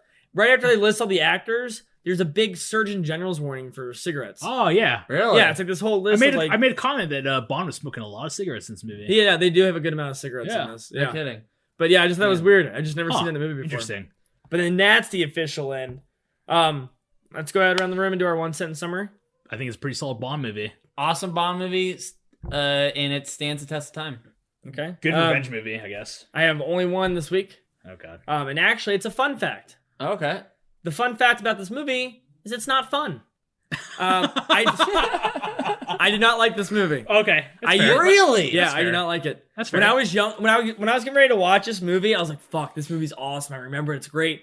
The theme song kicked in. I was like, "Fuck!" Yeah. And then I was like, "This is the longest fucking movie." I think I It's do long. agree. It's kind of like almost like too scattered in a sense where you kind of can't make sense of some of the scenes that are happening. Yeah. But I think it's overall. It's just I think it's a cool. I Bond think movie. I think it's one of the okay. It's not easier- horrible. It's one of the easier ones to understand. But we talk about Bond movies are long. Like a lot of them are this way. Yeah. I did not realize this was 2 hours and 15 minutes long. Yeah, did you hear how long Spectre is? Oh, 2 God. hours and 40 minutes long. Holy shit. Yeah. Yeah. I mean, So, seriously, I can't don't wait. know what they're going to say in 2 hours and 40 minutes that they can't say in 90. Can't wait with that Sam Smith boring theme song. Oh, I haven't heard it yet. Oh, jeez. Well, that's pretty much it.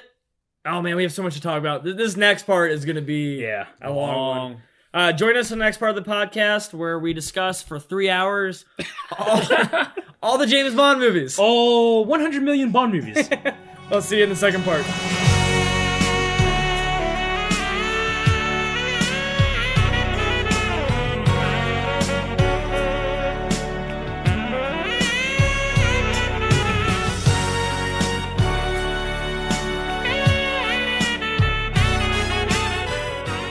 All right, welcome back to the second part of the podcast where we're discussing James Bond films. That's our profile this week. We just got done talking about License to Kill, obviously. Let's go ahead and start it off. Who's our favorite Bond? I would say Daniel Craig. I am also going to piggyback on that and say Daniel Craig as well. Yeah. I, too, like the party. You also like Daniel Craig? Only one of us is allowed to party. Oh, okay. I don't know. When I was younger, it was Roger Moore. Same here. No, man. And then when I got older, it was Sean Connery.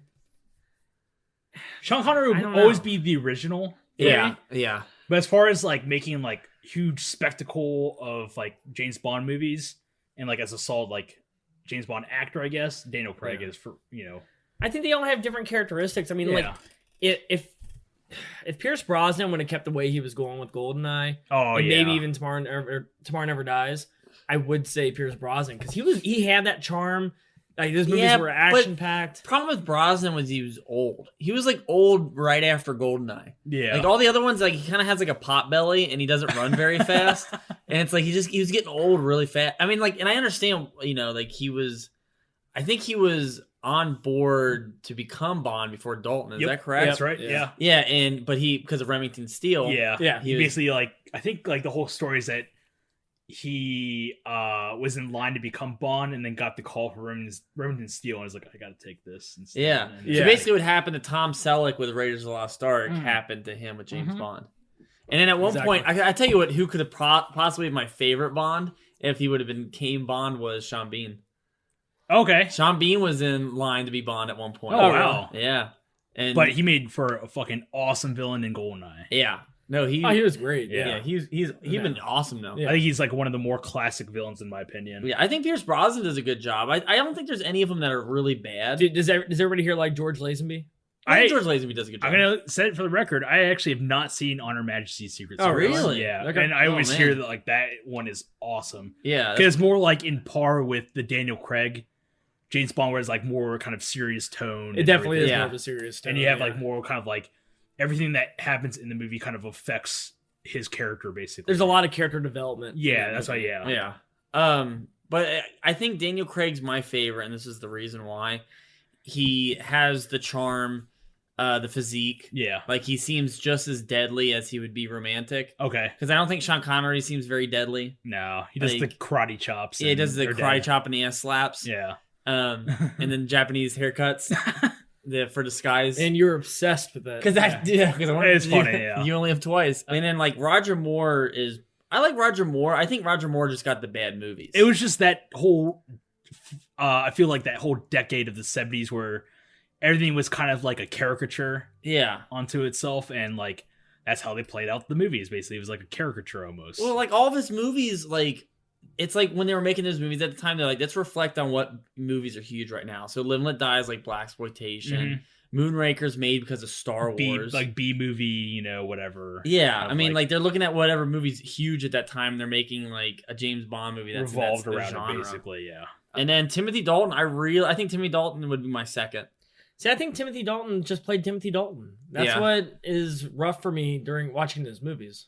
I do like Timothy Dalton, but I kind of wish he would have done more of the Bond movies and not do just the two, because I feel like there's a lot of potential there. Yeah, in the sense where it's like, oh, he's cool as Bond, and more like brings a more serious side because you're coming right off of Roger Moore's take on the character, basically. Well, and that's why I think those two movies, License to Kill and Living Daylights, are so important. Is because it went like full force into like a serious mode after. I mean, you got like Octopussy and stuff like that. Yeah. And it's starting to get a little goofy, and then it brings it back to like a darker Bond. Yeah. And we needed that.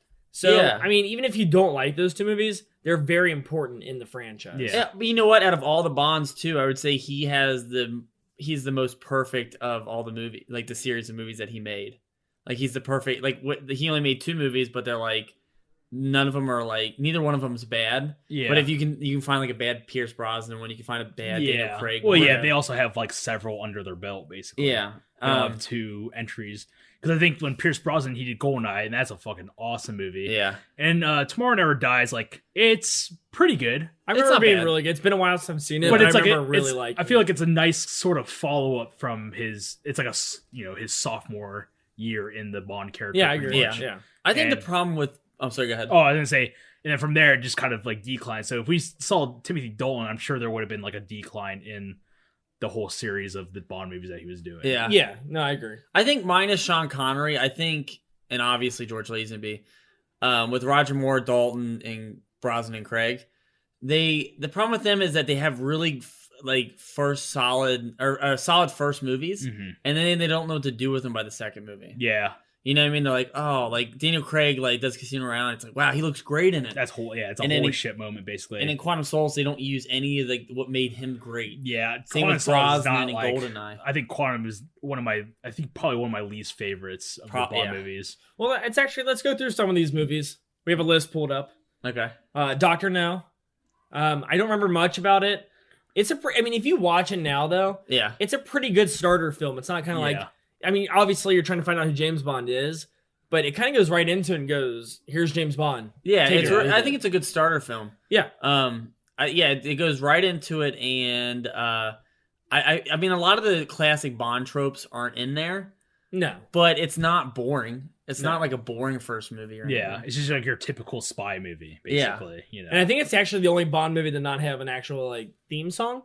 Oh yeah, because I know the gun barrel sequence is very generic. Yeah, and the theme song of the movie is the James Bond theme song. Yeah, that's all it is. Yeah. Then we got From Russia with Love, which I remember really liking. It's been a while, but that one's a little okay. This is where I feel like they get a little convoluted. Like From Russia with Love was a little confusing for me, and I haven't seen it in a long time. I got to go back and rewatch it, but this is what I wanted to bring up in this second part was how confusing some of these movies were, because I saw a lot of them when I was a kid. Okay, and I get lost in the storylines pretty extensively. Okay, so I gotta ask you a question. Can you recall some of the plots of these movies? It's hard for me because it's been a while since I've seen all of them. Yeah, minus On Her Majesty's, but all of them seem to kind of meld together because you got some of the same villains Blofeld and Spectre. They're all the first of the Sean Connery movies. But I feel like I can recall certain badass moments in some of these movies. I was gonna say, I can tell even the difference between the movies. Villains stand out more than the plot. I think that's also what kind of determines what makes a Bond movie is some of the henchmen and some of the villains that are in these movies. Yeah, and I think some of them have really good plots. Yeah, and we'll go ahead. No, you're good. Going on this one. The next we got Goldfinger, which Goldfinger is a lot of people's favorites. I like it a lot. Goldfinger's killer. This is a pretty damn good movie for being the third in a series. Yeah, even the kind of plot is pretty cool too. Yeah, the plot's legit. I mean, the characters are great. Memorable scenes where he has Bond on the table and he's like, "I expect you to die." That's probably the most iconic Bond in my eyes. At least, and you have his most I would say the most iconic henchman, which is Oddjob. Yeah. With his hat, See, this I feel like this movie though this is when all the Bond tropes come in. This is when Bond's solidified as the secret agent for British and military or whatever. Yeah, but all the the henchmen, the one-liners, all this stuff kind of comes in with gadgets, Goldfinger, the technology. The gadgets. Yeah. Because there's gadgets in the other ones, but the gadgets in this is when it all kind of comes together. Aston Martin in this one. Yeah. Well, then we got Thunderball, which I know Matt hates. Oh, I don't hate it. This movie is confusing as shit. I recall it being kind of boring. It's boring, but the two girls in this movie look identical. Yeah. And you can't, it's just confusing. Which are who are the iconic Bond girls in this one? Is it, I just remember there's a redhead and Domino. Okay. Yeah, Domino's iconic one. Domino Harvey from the movie Domino. Domino Harvey. Domino Harvey. It's so weird because all 4 of these flicks were made in 4-year time. Yeah, that's kind of cool. One every year. Yeah. What's weird is that all 4 of these flicks are within a 4-year span. Like, they really threw them out there. Yeah. And that's pretty damn impressive in 4 years. It's almost like this is how the franchise kind of took off, I guess. It's that they started unleashing the fury as far as making Bond movies back to back. Pretty much. Well, then later in the years, it would take, 5 to 6 years to make Bond movies. Yeah, huge gaps, basically. Then we follow up with You Only Live Twice, which is Matt's favorite. Oh, man. It's written by Roald Dahl. Oh, really? Yeah. Oh, shit. Played by Roald Dahl. It's like his only screenplay. That's awesome. Yeah, it's kind of cool. I think it's a pretty cool movie. This is a good movie. Yeah. I know you want to do this for the podcast, but I think it's pretty legit. I don't think this is a very good movie. Once again, can you guys recall the plot of this movie? Well, just because you can't recall the plot doesn't mean it's a bad movie. I know, but it's okay, I can recall the plot of Goldfinger in a heartbeat. Okay. I can recall the plot of... Tell me the plot of not Skyfall. Tell me the plot of Quantum of Solace. Oil. And what about it? Quantum is the headquarters, or the main group, if you will. Man, I saw that movie once. I saw it twice. I don't know. It's just... certain ones... We're jumping ahead. I know, but certain ones stand out. Okay... Sorry, I always bring up I stuff. want to make this comment, but I'm going to jump it around, I'm just going to say it right now. It's Chris's turn to jump to the end credits. It's my fault. GoldenEye has a pretty solid story. Goldfinger has a solid story. Anything with gold in the plot. Yeah. Live and Let Die, or License to Kill had a really easy story to follow. Yeah, that was pretty straightforward. Pretty much. Yeah. Well, then after that, we follow up with my favorite, On Her Majesty's Secret Service. Okay. This one's good. Yeah. I need to just take the time and watch this. I think it's a perfect Bond flick. Yeah. And I mean, it's a shame that Lazenby didn't get more of I think that was always what kind of turned me off. Is he's only in it for one movie, so obviously it's not the strongest. I think that's what it turns off a lot of people. From what I've heard is that it's one of the strongest in the series of Bond movies. Yeah, it's the most personal one. Yeah, which is kind of a cool take on the character. Pretty much. But I'll bring up that theory again that Bond is a code name. Dude, let it go, man. Because I'm going to bring it up as we talk about the movies. So at this point, after You Only Live Twice, they say that Sean Connery quits because he's getting older. Yeah. And then they hire on this new James Bond, which is the new George Lazenby. And he quits because he quits at the end of the movie, I think. Yeah. He resigns at the end of the movie. And then his wife gets killed, right? Okay. Yeah. And then they ask Sean Connery to come back for Diamonds Are Forever. Yeah. So if it was a code name, it's they're continuing the James Bond code name, but the situations that happen. I think it's more that theory is awesome, and it's a little bit more evident. I hope it's true because they kind of do that with the Pierce Brosnan lead into Daniel Craig with Judi Dench as M, basically. Yeah, and I think that's where it kind of stemmed from. The internet theory I like that. I like that a whole lot. Yeah, because M goes from being a guy to a girl. They switch. They actually switch it from Goldeneye, right? Yeah, but it's the same M when they do the quote unquote reboot with Daniel Craig, which is weird. It is kind of weird. Yeah. Next, we follow this with Diamonds Are Forever. Connery comes back for one more. Is this the opening where he tosses the Blofeld's double, or no, that's for your eyes only? Okay. Oh no, I'm sorry. Into the mud pit. Yeah, this is. You're right. You're right. And he makes actually some comment on George Lazenby at the beginning. Does he? I can't remember what he says, but does he really? No. George Lazenby makes a comment in On Her Majesty's Secret Service about Sean Connery. In the very beginning, this girl runs away from George Lazenby, and he says something like, "Oh man, it's a lot easier for the other guy." Then it cuts the credits or something like that. Some kind of. See, there you go, man. More on the theory. I really like this theory. I really like Diamonds Are Forever. I do too. That's a fun movie, man. I think if they got Idris Elba to be Bond in the next, which they've been talking about for a long time, I think that would solidify the whole James Bond's a code name. But they broke it in Skyfall. Yeah, because in Skyfall they actually go to the place where his parents are buried. So it's it kind of doesn't work. Yeah, no, they kind of ruined that theory. Yeah.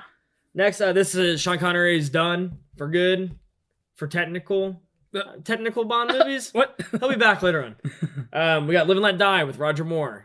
I remember liking this a whole lot, being one of my favorites too. It still might be. I have to watch it again. This movie sucks. I don't know, man. I like it. I like it because of Baron Samedi. Yeah, Baron Samedi's cool in it. I used Mr. Big.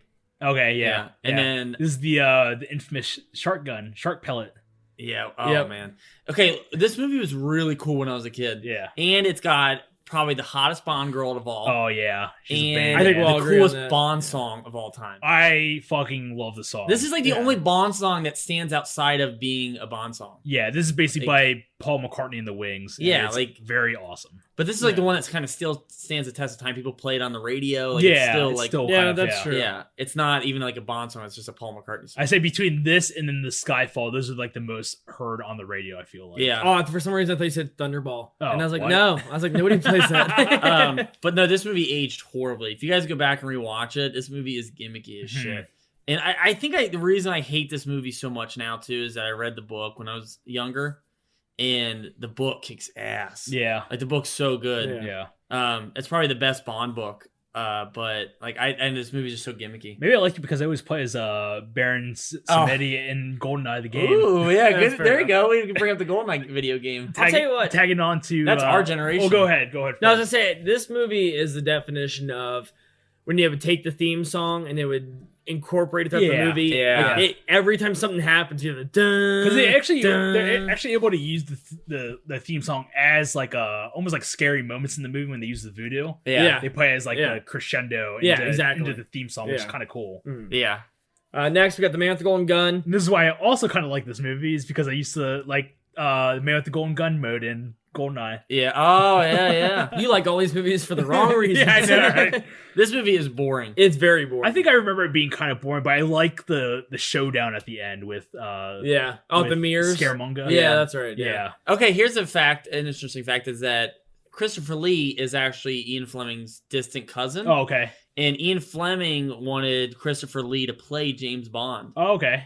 And he was like he was trying to push that with the. That would have been a very terrifying James Bond portrayal. I know. Yeah, because he just got off of like, let's say, like 59. He did. I was at his 60th Dracula movie. Yeah. So like he would have done James Bond. He'd been known. But I do like Christopher Lee a lot, like as an actor. Yeah. It would have been kind of cool to see that. Yeah, Christopher Lee. I would like to do like I had like random stories about him. Like he is an awesome dude. Oh yeah, he has a fucking heavy metal band. Or Yeah. he used to have he passed away recently, but that's right. He used to have like a heavy metal. He even put out like a heavy metal Christmas album. Yeah, Everett. Yeah. Yeah. He was in post World War II. He was a Nazi hunter. Oh, he was an assassin. He would assassin him. Like he was a Nazi assassin. That's pretty badass. That is pretty badass. Next, we got Spy Love Me, which is a pretty stellar Roger Moore. This has one of the coolest opening sequences, I think. I don't remember. Yeah. This is the skiing one. Yeah. Okay. He parachutes into uses the British flag as the parachute. Yeah. It's pretty awesome. This is a solid movie from beginning to end. It's not too bad. The book is a lot different. Oh my god. We get it. You read No, books. actually, I didn't read this book. I didn't read this book, but I've heard about this book. I lied. I didn't hear about it. But I saw the movie. The entire story in the book takes place in a hotel, and it's all from the female's perspective on James Bond. Man, so that's actually really cool. Yeah, it sounds like a really boring book. Right, like he seems very womanizing, and he smacks me on the ass a lot. And I don't like this guy. I don't like this guy. He's an asshole. Yeah, actually probably degrades Bond pretty good. But it's kind of interesting. That's a cool concept. It's a cool concept, but like they took that movie out of that, basically a title. That's interesting. You know? Next we got Moonraker. Your good old space Bond. Yep, Star Wars. Yeah. Kind of a sequel to Spy Love Me. Is it really? Well, just because you have Jaws shows back Oh up. yeah, he's kind of like I guess he's such a popular character they just kept bringing him back because I think he's also in For Your Eyes Only. I think. I think it was just those two. Was it just the two? I think you're thinking James Bond is in For Your Eyes Only. Oh, that's right. Yeah, James Bond was so popular they brought him back. Yeah. This movie's shit. I like Moonraker. It's fun for what it is. I only saw it once. I remember being like B-level fucking It is. movie. For what it is, it's when fun. they have like the laser fight in space. Yeah. That's another why I kind of like this movie because they have the laser guns in GoldenEye. So stupid. You got to start. Never mind. Next, we have For Your Eyes Only. Okay. Which is probably Roger Moore's last good one. This is a good flick, pretty stellar. This is Moore's starting to age around here. This one had the cool like action sequence on the mountains when he's like teaming up with the team of like what is it, like different agents or something? Stuff like they're actually at the decoder. Oh, okay, they're all getting picked off kind of like one by one. This is a good. And actually, this is probably one of my favorite Bond girls too. She just seemed more realistic than the other Bond girls. Yeah, she's very just. I don't know. It was just more down to earth than the other ones. A lot of references to Mortal Kombat in this episode. Yeah, there is. There is. Next, we get Octopussy. I don't remember anything about Octopussy except for the scene when Bond is running. Circus? Well, I was gonna say when Bond's running down the street and he tries to catch a ride. Yeah. And all these teenagers pull over and they're like, "Come on, man, come on!" And he goes to run to the car and they just peel out and there's like dirt all over him. Oh, okay. Yeah. And I'm like, that's not James Bond. Like, this isn't really cool. Weird. I always kind of like this because the his buddy for a second. I think he gets killed eventually. Yeah, it's played by former tennis player Vijay Armitage. That's right. Oh yeah, I do remember and this. I used to go to the ATP and used to watch him playing like the seniors tournament. Oh, cool. Which is kind of cool. Yeah. Oh, I can't remember. I think it's this one, but it's the first transgender Bond girl. I think she's in For Your Eyes Only. Shit, really? Yeah, she's it's not really a Bond, quote unquote Bond girl. It's like she's a girl that's in a Bond movie. She's like she's like in the background. I think it's a pool scene, right? She's just like hanging out at a pool scene. Oh, okay. But she's first like transgender Bond. I see. Okay. I used to have a weird obsession with this movie when I was a kid. I don't remember why I liked this movie, but I remember like I always hear stories from family members saying that I really wanted Octopussy for like in my Easter basket. I do remember that, man. Yeah, I guarantee you, I don't remember even liking this movie. I bet it's the name, man. You were so excited about that. You're like a dirty Bond movie. What? I was 5. I was 5, dickhead. And then we get Chris's Roger favorite. Moore. It's up there. Roger Moore's last movie, A View to a Kill. I watched this recently, and it is one of the goofiest movies I've ever fun. seen. I'm not saying it's a good movie. It's fun. For what it is. I like Walken's great in it. Yeah, Walken's cool. Yeah, you get the cool Eiffel Tower scene. Walken, I think his silver blonde hair. Yeah, exactly. Yeah, I want to say he's the only Academy Award winning Bond villain ever. He won an Academy Award for it? He got an award for this? No, he didn't win an award for this. No, he's like the only person. No, it's a horse. No, it's not a horse. No, it's not like horse. No, he's the only like person to win an Academy Award to play a Bond villain. I didn't know that. Oh, okay. I didn't know that. That's the only fact I have about this movie. Other than it being absolute garbage. And this is one of those great theme song. No, this is ass. No, this is Duran Duran. Duran. Okay. But this is one of those ones where it's at the end of the guy's career and they're old. And dude, all he does is grunt in this movie. It is kind of evident that he is old as shit in this movie. Yeah, you know what? He's as old as Sean Connery is, or he's older than Sean Connery. He is older, yeah. And he played, he succeeded Sean Connery as James Bond. Roger Moore is in his 60s in this movie. Yeah, I think. Yeah, right. Yeah, you can tell. Yeah. Well, Sean Connery would look older too, because Sean Connery wore a toupee throughout the entire. I'm sure. Yeah, movies. I'm sure. Yeah, because he was bald. Like he's always been bald. That's why you would wear a hairpiece. Yeah, and it's just kind of like. And then, but you see how like old he is in Diamonds Are Forever. Yeah, and it's like no, Roger Moore is older than he is in Diamonds. Are Forever. Yeah, exactly. Can we talk about? I know you like theories tonight, Matt's Theory Corner, but let's talk about the whole theory that Sean Connery actually plays James Bond in The Rock. I always liked that theory. I heard about that. Yeah, yeah. I can't remember the extent of it. I didn't know if you guys. But is he even like details. I thought he was American in that movie. I don't remember. It's been a while, but. I know there was that whole theory, that's why. Oh, you know why? Because his last movie is Diamonds Are Forever. So if he was, and it takes place in, takes place in Las Vegas. I was gonna say it takes place around California. Okay, but I think there's probably a theory out. Like, I've never heard this theory. I haven't heard this. But the only explanation I can think is that he got arrested on American soil. Okay, from Diamonds Are Forever. Because remember the cops were after him. Yeah. Throughout that movie. Oh yeah. Yeah. So I can imagine him getting arrested, thrown into Alcatraz. Okay. Well, actually, let me jump back here a few movies because that wasn't Sean Connery's last Bond. When Octopussy came out, there was this Battle of the Bonds thing. Yeah, it was basically like distribution rights between it's almost like the family members within. Yeah, well, the guy who wrote Thunderball. Yeah, there was this. He always wanted to direct Thunderball, never got to, and he pretty much did, but it wasn't like a James Bond official. Yeah. So they finally made it, and it's pretty much a remake of Thunderball, but it's called Never Say Never Again. Yeah. Came out around the same time as Octopussy, and it was like this whole battle. And it's really weird. It makes no fucking sense. It's really weird. Connery looks so aged in this movie. Yeah. It just doesn't work. Yeah. And I think Octopussy beat it by like a landslide. Oh, I'm sure, yeah. Yeah, but it's just be so strange, like, to be alive when this was coming out. Like, wait a minute, they're making a separate James Bond movie? It's like But dude, but see, not everybody follows that like we do. It's like, to normal people, to the city folk. No, like to normal people, it would just be like, oh, cool, we get 2 James Bond movies this year. Yeah, but that'd be the equivalent of like a Christian Bale Batman movie coming out, and then like another Batman movie with Michael Keaton coming out. You know what I mean? Yeah, like, most people just think Michael Keaton Batman movie, and you're just like, wait a minute, I'm lost. Like, are there 2? Like, what is this? Yeah, it'd be confusing. People would probably just think it was a gimmick. I don't remember anything from Never Say Never Again. I remember Kim Basinger's in it. That's it. Oh, really? Yeah. Is she the Bond girl? Or? Yeah. Okay. I remember the principal from Bill and Ted plays Felix Leiter. Okay. Yeah, that's all I remember. Oh, okay. You know what I'm talking about? Yeah.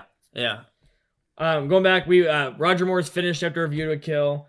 Then we go into Timothy Dalton for his 2 movies, Living Daylights. I watched this recently. I remember liking it. What'd you think? This is the theme song by Aha, I believe. Yeah, this is a cool awesome theme song. I actually like this movie. I remember being pretty good. It's a good like first entry for a Bond movie, you know, for a new act or whatever. Yeah. But we talked about it briefly with like the airplane. Oh, the airplane sequence kicks ass. Because throughout this movie, this like right hand man or henchman, like the main henchman or whatever, he's like fucking brutal and just killing people left and right, and there's like the most epic like fight between Timothy Dalton. You know, when he finally like, I gotta see it again. He kicks him off the airplane. It's fucking awesome. It's like the most satisfying moment. I feel like, it's like fucking finally. See, I wish we could have got. That's one thing I didn't like about License to Kill is there wasn't a lot of satisfying moments. Yeah, that movie should have been like a lethal revenge flick. Well, because you see how brutal like Sanchez and Benicio del Toro and all those guys are throughout the movie. But I never felt like Bond was like gritty, like like when he threw the money at Ed and he fell into the shark. There wasn't. It should have been like like fuck you and just like it just didn't feel like a revenge flick. I ain't your bro. I don't know. I think setting somebody on fire is like pretty. Well, that moment's badass where he's like, "Don't you want to know why?" And he just flashes that lighter real quick. And I don't think like it's not that he's like just like I don't know straight on like he does like he goes for like blood every time in License to I feel Kill. like he does. Yeah. I mean he's killing people left and right, but and like when Sharky dies. And he kills that guy like immediately. That character's like, I feel like it should have been a bigger character for that death to be meaningful. And it was, I guess, in a sense where he's like compliments the shark and shoots the guy who killed him, basically. I guess it's more like it's what's cool welcome about to Manhattan, and he shoots him. Yeah. What's cool about him in like License to Kill is he's like more calculated. Yeah, like he's actually thinking of a way to get back. He has It's not like an action movie where he's just going to go in with a machine gun and like drill everybody. Which is good that they didn't do that route. So it's like a smarter way of taking down, getting revenge, I guess. Yeah, no, I'll give it to you.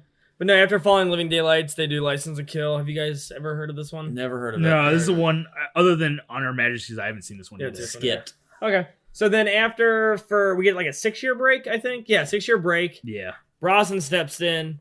And one of the best Bonds. Yeah, this is probably one of the most memorable movie-going experiences. I was just going to say, I remember seeing this. Yeah. I just felt anxious at the first part where he jumps off the dam. It's such a cool scene. I was just feeling like in my stomach, like the heights, like it's awesome. And this would be all of ours first Bond movie. I mean, according I think so, to our age. Yeah. Like, first Bond movie I saw in theaters. Yeah. Oh, yeah, first one theaters, yeah. Yeah, this is all, because like, the last one's 89, and you guys would have been. I saw like on VHS. Yeah. Well, I mean, that's the thing that we all grew up with Bond, so and it wasn't like Bond as a character wasn't solidified as like being memorable to us, basically. What do you mean? Like our concept of Bond being like a memorable character in movie history. Yeah, I feel like for me wasn't like as solidified as it is now. Oh no, we're just going to see like a Bond movie, and we don't really understand like what a Bond movie really is. Okay, I would say like our grandma really got us into Bond movies because she had all of them on videotape, and we used to borrow them and watch them all the time. Yeah. Like I said, I think like License to Kill is maybe the only one I had seen. Oh, really? Prior to GoldenEye. Oh, so really? Like I didn't really know much about Bond at the time. Okay. Oh, see, that'd be a cool experience then. Yeah, that's why like GoldenEye is like probably one of the like my favorite Bond movies. And like best movie going experience because it's like, oh shit, this is who James Bond is. Yeah, you know what? And now you kind of say it that way. I think that's what kind of ruins every Bond movie for me is because I have them all in the back catalog in my head when I'm watching them. You binge watch them on TNT or TNT's Monster Vision. Yeah, exactly. Joe Bob Briggs. But I mean, so you have that inside your head, and you already know what that looks like. So it's hard to like bring anything new in. Yeah, I don't think besides Casino Royale, I don't think I've ever seen a Bond movie, a newer one, where I really really liked it. Well, GoldenEye is so good because there's so many memorable scenes. Yeah, and there's so many damn memorable characters. Characters are awesome. Yeah, I mean Famke Janssen and Boris. Yeah, Boris is awesome. And Sean Bean. There's just so many memorable things about this. And then just like Mimi Rogers. I forgot Mimi Rogers. Yeah. I know like that's random. No. Mini Driver. Mini Driver. Sorry. Mini Mimi Rogers. Next, he follows us up with Tomorrow Never Dies. I remember this being all right. I also saw this in theaters. So I saw this a couple times. Have we all seen Bonds up from GoldenEye? Yeah, we've seen them all in theaters. Yeah. I mean, like since I got into this Bond, I know like all the rest of them are pretty familiar to me. Yeah. Rather than like the... No, I mean like you've seen them all in theaters after. Yeah, I think for the most part, okay.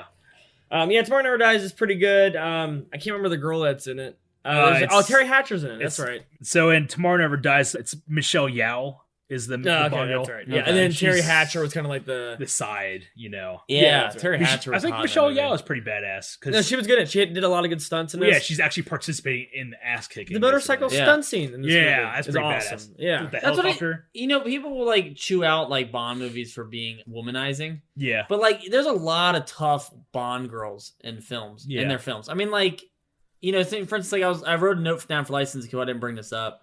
But how tough, like, there's the two different kinds of girls. There's, like, the submissive girl in that movie. Yeah, and then ex-military, basically. Yeah, and then the other one, like, is ex-military. And, like, there is they show the difference between them. But, like, there are a lot of tough Bond girls. Even, like, Back to Pussy Galore. Yeah. Where, they're... So they're womanizing, but I feel like they balance it out with... They try to, like, switch it out with what Bond girl is going to be in which movie, I guess. Yeah, that's legit. Next, we got The World Is Not Enough. Ugh. I remember liking parts of it. This movie's not horrible, but it's like the decline. It's kind of like it's kind of like, what did I just watch? Like, this plot's confusing. I can't remember this plot. I can't rember what it's about. I just remember the bad guy from Trainspotting. Yeah, he's shit, I can't remember his name. He has no feelings. Yeah. I can't feel. Yeah, he's emo. He's emo. he's Dracula from Van Helsing. I don't feel anything. I'm a hipster. I'm pretty sure you're feeling right now. Yeah, that sounds. But yeah, he's basically like impervious to pain, so he's kind of like immortal. Yeah. Which is a pretty cool character quality. Which kind of is cool because like when he tries to fight him, like nothing's happening. Yeah, pretty much. Even though you see him grunt through a good amount of the movie. Well, yeah, I remember that. Yeah. But but this is what I was talking about. Like Bond's kind of old in this movie. I don't feel like he's old in this. I just feel like I didn't watch this movie. Slowing down just a tad. Yeah, I feel like Pierce Brosnan, and they do this like so quickly. Now I'll really chew this out for the Daniel Craig movies because like some of them really like piss me off. But then like he just kind of slows down. Like he doesn't look like he runs very fast. So that part where he's like trying to escape that fire in the tunnel. And like his arms are like they have wires attached to help pull him. So like, he just doesn't look fast. Like I mean, and I think he kind of got like for me, Pierce Brosnan fell into that same like category as Sean Connery. Like got into the game like way too late, I guess. Got into the game too late, and they didn't keep up with the physique. It sounds horrible. They didn't keep up with the physique of. I would say Bond. I think nowadays they make actors in action roles like keep in touch. Yeah, I think like that wasn't until like maybe the 2000s on. Yeah, and it doesn't mean Brosnan was a bad Bond. I really liked Brosnan. I do too. I really liked him. But it's just like when he's succeeded by Daniel Craig, and you're like, holy shit! Like this guy is like awesome. Yeah. Well, and then they followed up with Die Another Day, which is I wish we would have done this for the. Oh man, I'm glad we didn't. This one's shit. This one's pretty bad. I remember we recently read a list. Of a big magazine publication. They ranked all the Bond movies. Yeah. And they put Die Another Day as number 10. Yeah, and ahead of all the other Brosnan movies. That's wild. And they said License to Kill is the worst. Yeah, is that right? Was Quantum of Solace was worse. Quantum of Solace was the worst. And Living then Daylights and License to Kill were the 2 and 3 from the bottom. Okay. GoldenEye was like 6 from the bottom. Whoa. And then at the 10th spot was Die Another. All right, so these people are not... their news aren't reliable then. Like that's for one I'm able to gather from that. It was pretty rough. GoldenEye is fucking badass, and I don't know what the fuck they're talking about. Die Another Day, nobody likes Die Another Day. Yeah, like even the people who made Die Another Day think it's shit. I don't even think they remember making that movie. No. Does anybody remember when Pierce Brosnan surfed? Yeah. In Die Another Day? Yeah. And oh my Yeah. I saw an interview where Brosnan laughed about that. He's like, it's so ridiculous. And when Madonna does the theme song is in the movie herself. Oh yeah, that's right. During the fencing scene. Yeah, that's another thing. I read a thing where they were ranking the James Bond songs, and Madonna's song was number 5. Oh, really? It's like 5 or 6. It's like too electronic-y. It's a very doesn't bad feel like song. it's not a good doesn't have the feel of a Bond song at all. Not at all. No. I did like Halle Berry as Bond girl though. Yeah, I mean she's pretty solid. That show's good in it. Yeah. Acting wise, everybody does a good job. Yeah. Because like Miranda Frost is in it. Yeah. And like everybody does a good job in this movie. It's just the script is pretty bad. We got your Ice Palace. Oh yeah. It's as a hotel or whatever, and then you got like it has the invisible car, man. I miss the gadgets, man. Yeah, they need go back to the gadgets. They hinted at it in Skyfall. We'll get to it, but we don't use it. We'll talk about the gadgets here because I got some for the gadgets. But that's the end of Pierce Brosnan. 4 years later, we get Casino Royale. I wish I saw this in theaters. You didn't see it in theaters? No. Oh man! I remember I got when I bought a PS3, it came with a copy of Casino Royale. Oh, nice. I watched it and I was like, holy shit! Yeah, that movie kicks ass. It does. He's like Bond as a hardcore like bruiser, basically. Yeah, it is. He's out there suave. He is suave in it, but like your first like introduction to him is doing like the parkour. Yeah, and you see this guy swiftly jumping from beam to beam in this construction site, whereas you see Daniel Craig just busting through walls and drywall, and he's like real like his moves aren't like like when like they're sloppy. He's sloppy in his like chase scenes. Basically. That movie like just kicks ass with action, and it's like the majority of the movie is a poker game. It is, yeah. You know, but it's still interesting. I think when I heard the plot synopsis of Casino Royale, I was like, poker game. I was like, this sounds like a snooze fest. Yeah, no, this movie is absolutely flawless. And I think this is what Casino Royale is what the Timothy Dalton movies tried to do. I think so, yeah. I really think they were like, no, we're gonna go for the grittier, serious Bond. I think they made a good choice doing that. Yeah, Casino Royale is absolutely perfect. I think Mads Mikkelsen as the main bad guy is fucking solid as shit. Yeah. Casting all around is great. Well, they definitely cut down though in the Craig movies. They cut down in sex scenes. Yeah, because I think he only has sex with Vesper. I don't even think he has sex with it's with that. Oh no, he has sex with Vesper, but they never like. Oh yeah, they do allude to it. Yeah, pretty heavily, but like it's not as the shower fucking scene. Yeah, he like it's like the first time Bond's actually like second time he's in love with a girl. Yeah, which I think is kind of cool. Really in love with Vesper. I know. I think it's legit. But then we followed up with the oh man, this one's complete 180 of Quantum of Solace. I like what the hell was I actually do kind of dig the theme song by Jack White and Alicia Keys. Yeah, that wasn't bad. Song. I think it's a cool. It has your like kind of James Bond feeling theme song. But the rest of the movie, that's the only good part. But what the fuck? The opening scene of that movie is cool. If you crank that thing up and watch the opening scene with the car chase, that's an awesome. Where he has Mr. White in the trunk. Awesome scene. What the hell were they thinking though with having the guy who's only like credited at the time was Monsters Ball to direct the Bond movie? Yeah, I feel like I don't think it was his fault. I think it was the script's fault. Yeah, but I don't know. Wait, I thought it was the guy. Is it the same guy that did Stranger Than Fiction? I thought it was the Stranger Than Fiction guy. I think that directed it. Yeah, the director of this one was Mark Foster. Did he do Stranger Than Fiction? I'm not sure. I just know he directed it. All right, hold up, look it up so we get our facts right. What we got? Yeah, the director of Quantum of Solace did Monsters Ball and Stranger Than Fiction. Okay, so he's got a good resume. I thought it was kind of weird, you know. And same with like to be honest, same was like kind of Sam Mendes. I think he's pretty fucking awesome. No. I just think it's a weird pick. Okay. I think he did good with the directing. I just think it's a weird pick. All right, well, let's just jump to Skyfall. Skyfall. We have nothing to say about Quantum of Solace. Yeah, it sucks. You know, it's not bad. I will probably try to watch. I've watched it 2 or 3 times now. I tried watching it. And every time I forget about it, I'm like, I'm going to watch it. I remember being pretty good. And then I'm like, it wasn't that good. I will say I think it's the only James Bond movie where it takes place immediately after the events of the previous film. That's right, yeah. That's why it felt kind of like Quantum Solace takes place right after Casino Royale. That's what we're talking about. That's what we're talking about. No, we're talking about Skyfall. No, we're talking about Quantum Solace. No, you said skip and we're going to talk about... Hi, Matt. Welcome to Cinema Cult. No, you were just talking about Skyfall. You just went into hibernation mode. No, you said that. Why don't we skip it? Okay, never mind. Hey, welcome back, buddy. I did, but then we said something about Quantum Solace real quick. We started talking. Oh, okay. So now we're back to Quantum Solace. Okay. Welcome back to the podcast. Okay, yeah, no, you're right. It is the only one that follows immediately. I think that's why it's kind of like the weaker, because it's still going on to the whole plot of like the Vesper storyline, and just I don't know. And I feel like nothing gets resolved. I'm like, oh, well, they make Quantum, because it's before they got, I think they got the rights back to Spectre, and they use Quantum as the new Spectre, basically. That's right. And so it's like, we don't want Quantum, we want fucking Spectre. Like, when are we gonna get a Spectre movie? And I'll tell you what, but the Bond girl in this one's pretty attractive too. Oh yeah, she's babe. It's a good flick, good ending. He doesn't sleep with her either. No, she's basically it's her revenge story. Yeah, it's her revenge story, but the dude killed her. You know what? Talking about it, I keep wanting to say it is a good flick, but I need to watch it again. Give it another try. I watched it once. I tried watching it like fairly recently. I was going on a whole Bond kick. Yeah, and I was like having a pretty difficult time. I'll watch it. Yeah. Then we follow up with Skyfall. Okay, what I was saying though, they get picked. We're still talking about Clone Sauce. We are. Yeah, where are you, man? What? Where are you? No, yeah, like Sam picking Sam Mendes, where it's like, okay, his only like credits at that time are some like hardcore dramas. Yeah, like Jarhead, American Beauty. Did Sam Mendes do Jarhead? Yeah. Oh shit. Okay. Yeah, and it's weird. I get like why he was on board because Daniel Craig probably recommended him from Road to Perdition. Oh yeah, which is an awesome movie. I think that's a good movie.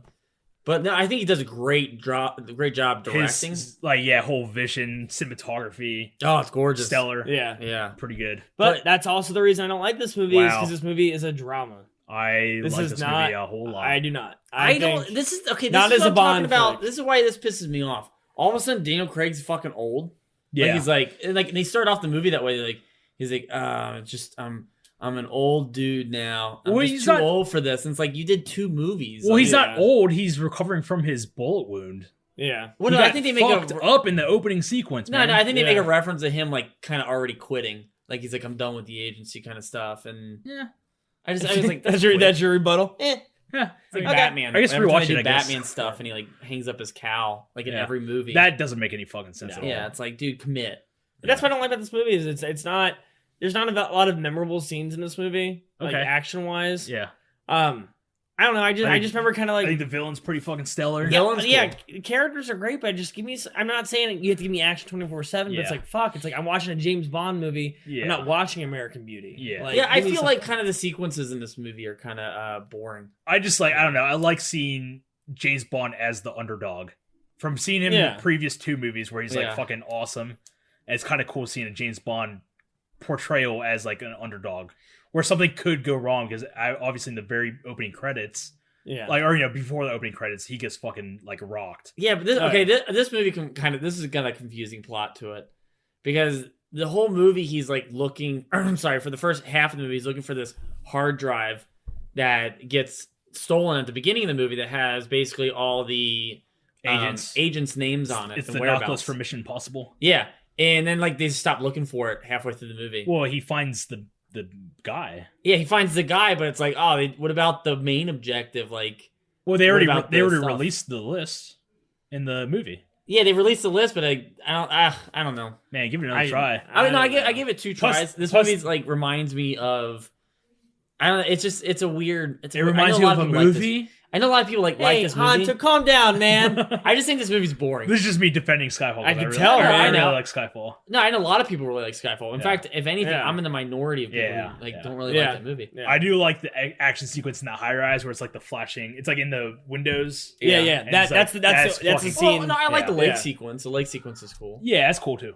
I feel like this kind of contradicts what Casino Royale was like. Yeah, it's the exact inverse where I feel like the story is like solid as Casino Royale, but it's like you don't get the same James Bond in both movies. No, it's not the same Bond, and like I just feel like they discarded that Bond from Casino Royale so quick. Yeah. They did, after 2 movies. Yeah, whereas and I was really excited about this fresh take, this kind of action take, and I would say after essentially 1 movie because Quantum is essentially like a direct follow-up / sequel to Casino Royale. Well, they kind of stopped doing it with Quantum. Like he's not. I just wanted to see more of that parcour sequence stuff. You know, like him running around. And hopefully, I don't know. Hopefully, in Spectre we get more of that kind of stuff. Well, let's talk about Spectre. What we got? What was everybody thinking? I haven't seen it yet. So I know that. No, what are we thinking about it? What do you mean? I am from like what we've seen so far for it. I've ignored every trailer of this movie. Yeah, I've only seen I think like maybe 1 or 2 trailers. A teaser. It's the first Bond movie I'm ever going to go into where I don't know anything about. But I don't try to I've seen them, but I don't try to rewatch them like I usually do with trailers, where I try to analyze every single detail. Yeah, which I think is a good thing. And I'm trying this with the Star Wars movie. Also, Christopher Waltz he's got to be Blofeld. Yeah. Okay, so let's talk about Blofeld for a second then. Because of the Thunderball incident that happened with that writer, the Blofeld rights were on his side. Okay. And the Blofeld character isn't Blofeld in a couple of the James Bond movies. Yeah, it's like decoys or something. Well, like what happens in On Her Majesty's Secret Service at the end is that Blofeld kills his wife, right? Yeah. And that's the last time I think Blofeld. And then he's in Diamonds Are Forever. Yeah, but that's like where he drops him into the mud pit. Right? Yeah. That's like a decoy. Like so there's like a decoy kind of game, but he doesn't look like Blofeld like he should with the ball. Yeah, because you got Donald Pleasance as one version, I think. As the first one, yeah. Yeah, and then you got not as the first one, but as one. Yeah, as one. And then you got a couple other different actors that portray. But since they lost the rights to Blofeld, he never came back after Diamonds Are Forever. But he comes back at the beginning of For Your Eyes Only, but his name is never uttered as being Blofeld. They it's just do his likeness. the typical, everything. And that's when he's supposed to kill him off. So that's why, meaning, they kind of get they just now got the rights back. It has to be Blofeld. And I hope it is. I think it is. I think it is, and that'd be awesome. What do you guys think of the Sam Mendes? Sam Mendes. Sam Smith. Sam Smith. I haven't heard it yet. I like it. Fucking bore. I think it's okay. I think he's got a great voice. I think he has a horrible voice. Really? Yeah. This guy can belt it out. He belts and he whines, and I don't want that in a fucking James Bond movie. Why? We got that with Skyfall. Yeah, but it's a woman. It's a woman singing, and it's beautiful. You are sexist. I wish they would get like a rock band to do it again. Yeah, that's a good transition because I was going to bring up songs. I think Casino Royale is pretty fucking Casino awesome. Royale, that opening credit sequence with that song is phenomenal. Yeah. I know a lot of people talk shit about the Chris Cornell. Yeah. Yeah, I think it's perfect. I think like the overall theme around it's it. so epic, like, man. Being poker and like everyone when they die turns into like the suits. Yeah, I think it's awesome. pretty fucking cool. But back to what you were saying too with the Jack White one. Yeah. A lot of people don't like that. I think that song is awesome. That one's okay. I like it, but not as much as like Skyfall or like with the Daniel Craig movies. I think out of the Daniel Craig ones, the Jack White's my favorite. Okay. That does kind of have a cool like it screams James Bond, but it sounds so original at the same time. Yeah, I can see it. I don't know. I'm not a fan of the Adele one. I feel like the Adele one it's good. The more I heard it, the more I was like, all right, this is a pretty good song. I mean that too. I hear it like all the time. I feel like on the radio. Yeah. But I'm going to compare that to the Spectre because Skyfall is more tame, where it's like kind of just like soothing and singing. Yeah. And Sam Smith, I feel like is even slower than the Adele version. Oh yeah, it's definitely. It's like I want something like to be Christian. Like I want it to pick up and be awesome and epic. Yeah. But the Skyfall one reminds me of like old Bond songs. Yeah, and I think that's why I don't like it. That's why I think that's my main reason for not really liking Skyfall. But I will tell you, Adele's is like 10 times more intense than Sam Smith. Give it a try. I thought Adele's was slow. We'll listen to it after this. No, I don't want to listen to it. I want to listen to it in the movie. Oh yeah. The Skyfalls is pretty good. Yeah. No, Skyfall's too much of like for me as just a movie in general. Is too much of a throwback to the old Bond movies. It's all that stuff that we got away from in Casino Royale. But I like that. Same with the Adele song. I like throwbacks that add a little bit of a touch to it. Just a little bit though. Yeah. Yeah, but I thought the Adele song was like this sounds like just Thunderball and Goldfinger and I like it though. I mean, trying to think back, Pierce Brosnan ones. I don't. The world's not enough. Oh, the garbage song. Yeah, that's a good song. I don't really like. You don't like that one? Yeah. I like that one. I think that. I thought you said it's garbage. Like I had to process. I guess that's a good way to describe it. No, the band is garbage. That does a song. It made you like it's garbage. The world is not enough. Sounds like a legit Bond song. Yeah. GoldenEye's pretty good. I don't like GoldenEye. I don't like GoldenEye. Tomorrow Never Dies is really good. I can't remember. That's the Sheryl Crow one. Oh, that one's that one's sexy. Yeah, I can't remember. Ooh, that's a sexy song. That's sexy. Like, I don't know what it is, man. Like it's like a really sexy Bond song. I might listen to it after this. You should. But wait until you leave. Yeah, drive home to it. I mean the privacy of my own chambers. We've already talked about License to Kill and Living Daylights. Those are both great songs. Like this, yeah. Roger Moore had a lot of good ones. What was the one for Octopussy? I can't remember. Is that All Time High? Yeah. No. Yeah. All Time High.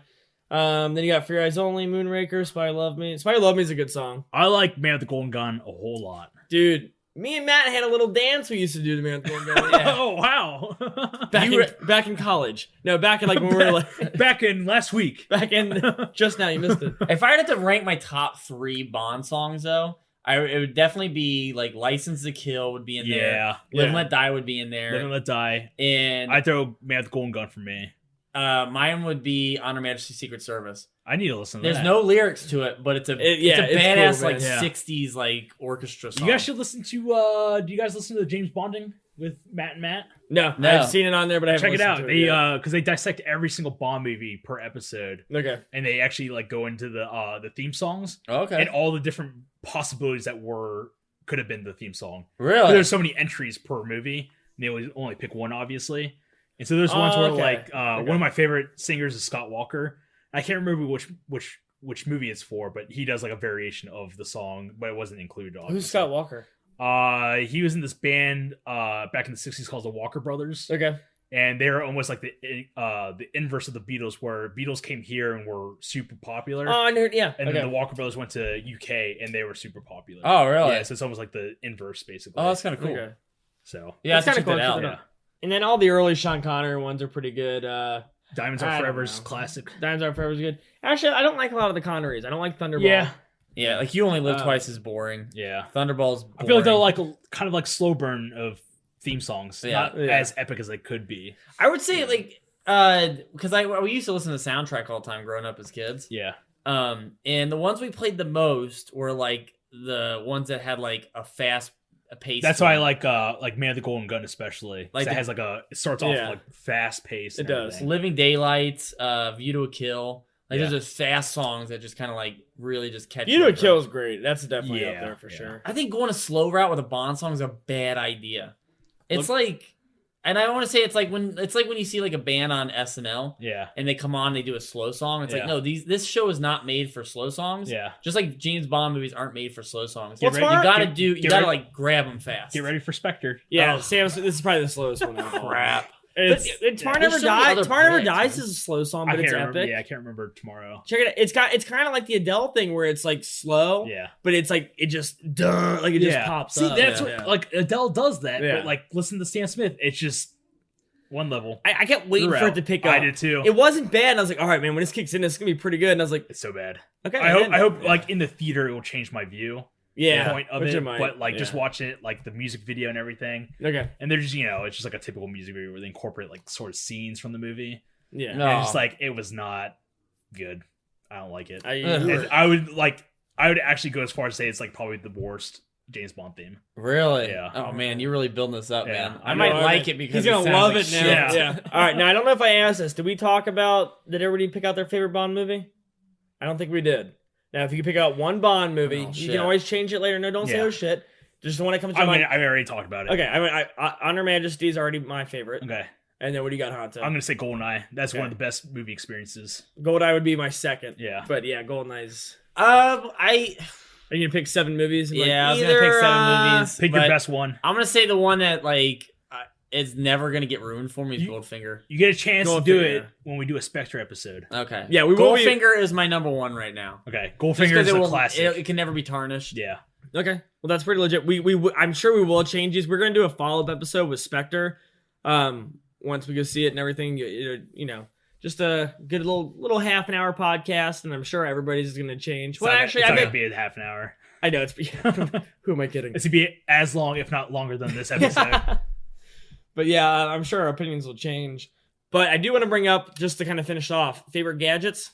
Does anybody got any memorable ones? One that comes to mind is the laser pen from GoldenEye. I'm sorry, not the laser pen, the laser watch from GoldenEye. I was gonna say the bomb pen for me. Oh, the bomb pen. That would suck, because that one made me nervous. When you're like trying to like figure out which click you're on. Yeah. Because it's like 3 clicks to activate, 3 clicks to deactivate, or 2 clicks to deactivate. Yeah. Oh yeah. Duh. So that scene, like when he's watching Boris, Boris steals Bond's pen basically. Yeah. And Boris's whole character trait is that he is invincible and he uses the pen to kind of take tension off, I guess. Yeah, he just keeps clicking it. Yeah, it's like a twitch. So like when they get captured at the end, he's just watching Boris as he's clicking this pen. He just times it just right. Oh, that's such a cool scene. And it's awesome because he gets furious and yells at Natalia. Fucking badass. I'm ready to watch that movie now. That's my favorite. Totally ready to watch it. That's my favorite gadget.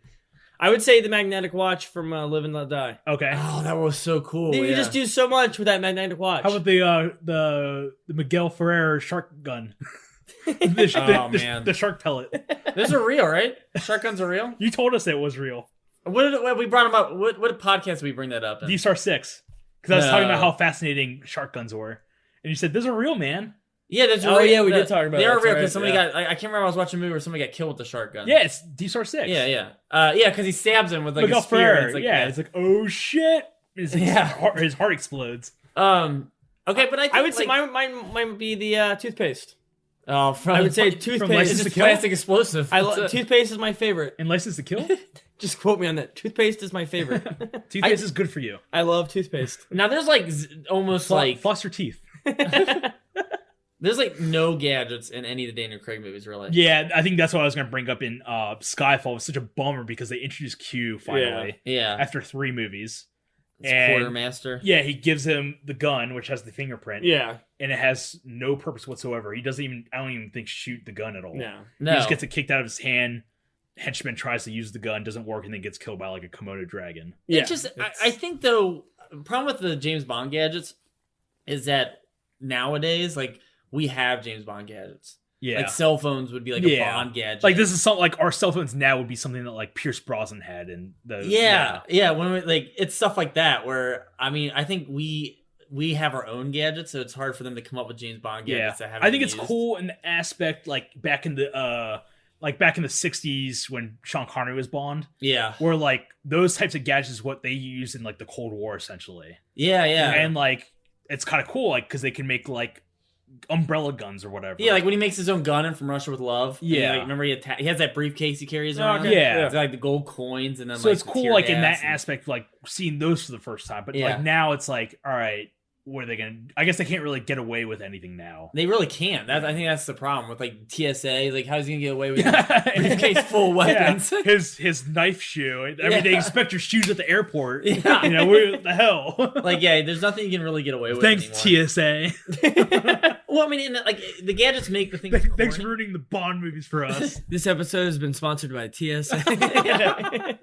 The gadgets make things corny. Yeah. And for instance, with License to Kill, we just watched the gadgets that they introduced in that movie suck. They don't even use the laser gun or laser camera. No. They don't use the camera with the 220 ammo. That's all Bond movies though, is when he introduces like 9 gadgets, and Bond usually only uses one. I wish But even the cars don't have gadgets anymore. No. I hope they have a Spectre moment to bring some comedy to those movies. Yeah. They have like their typical Q scene where he's introducing the gadgets and you see all the scientists in the background getting rocked by the gadgets and stuff. Like, well, where was that one where the phone booth? Yeah, is that the one where it's like Goldeneye, I think. Is it Goldeneye? And then like there's like a big like a balloon. Yeah, I was gonna say the guy gets crushed against the window and his face is like smushed up against it. Then he picks up a sandwich. He's like, "What's this?" He's like, "That's my lunch. Don't touch that." Yeah. Well, you know what would be a really cool Bond gadget? Say like they had like an invisibility suit or something like that. Yeah, they tried to. Like, that's real technology. Like a cloaking suit, basically. Yeah, like military has like. And like there are like things like that, like prototypes. Like that'd be cool to see in a Bond movie to have like almost Predator. Yeah, anytime. Like using gadgets so they're not corny, but using like real life like science behind them. Yeah, I think that'd be kind of cool. Yeah. I'll tell you what. You give me invisible toothpaste, and I'll be there. I will never be able to brush my teeth. Wait, what was your favorite gadget? Toothpaste. Oh Jesus! I'm just kidding. No, it's the watch. The Live and Let Die watch. Live and Let Die. Oh, okay, yeah. So many things you can use that with. Cool. That's probably the most useful James Bond gadget, I think. The Golden Gun was really cool. And that's not a Bond gadget. That's not even his gadget. I know, but it's cool. It's like, was it like a pen, a lighter, and it costs cigarette? It costs $1 million per shot. I know. Are you quoting that somewhere? As said in the theme song. Oh, okay. From Shirley Bassey? He has a powerful weapon. It costs $1 million a shot. Oh! Hanto's dancing right now. No, I think that'll wrap up Bond. You guys got any last... I'm pretty stoked for Spectre. Yeah, I think we're all pretty I'm stoked. I'm glad I hahaven't seen anything from it, so I'm trying to avoid it as much as possible. So, but don't worry, Cinema Cult will be back in Spectre, the podcast. Is that your James Bond outro? No, what did everybody watch this week? Anything? I watched Ex Machina. Okay, that is a stellar movie. Was it really? It's really fucking good. Cool. Okay, it has like a whole like good things about it. Yeah, it's basically like what determines artificial life. Oh yeah, it's kind of like a whole kind of philosophy behind it. I guess. Cool. Way better than Goodnight Mommy, which I think was you didn't such a slow burn. Yeah, and a disappointing movie.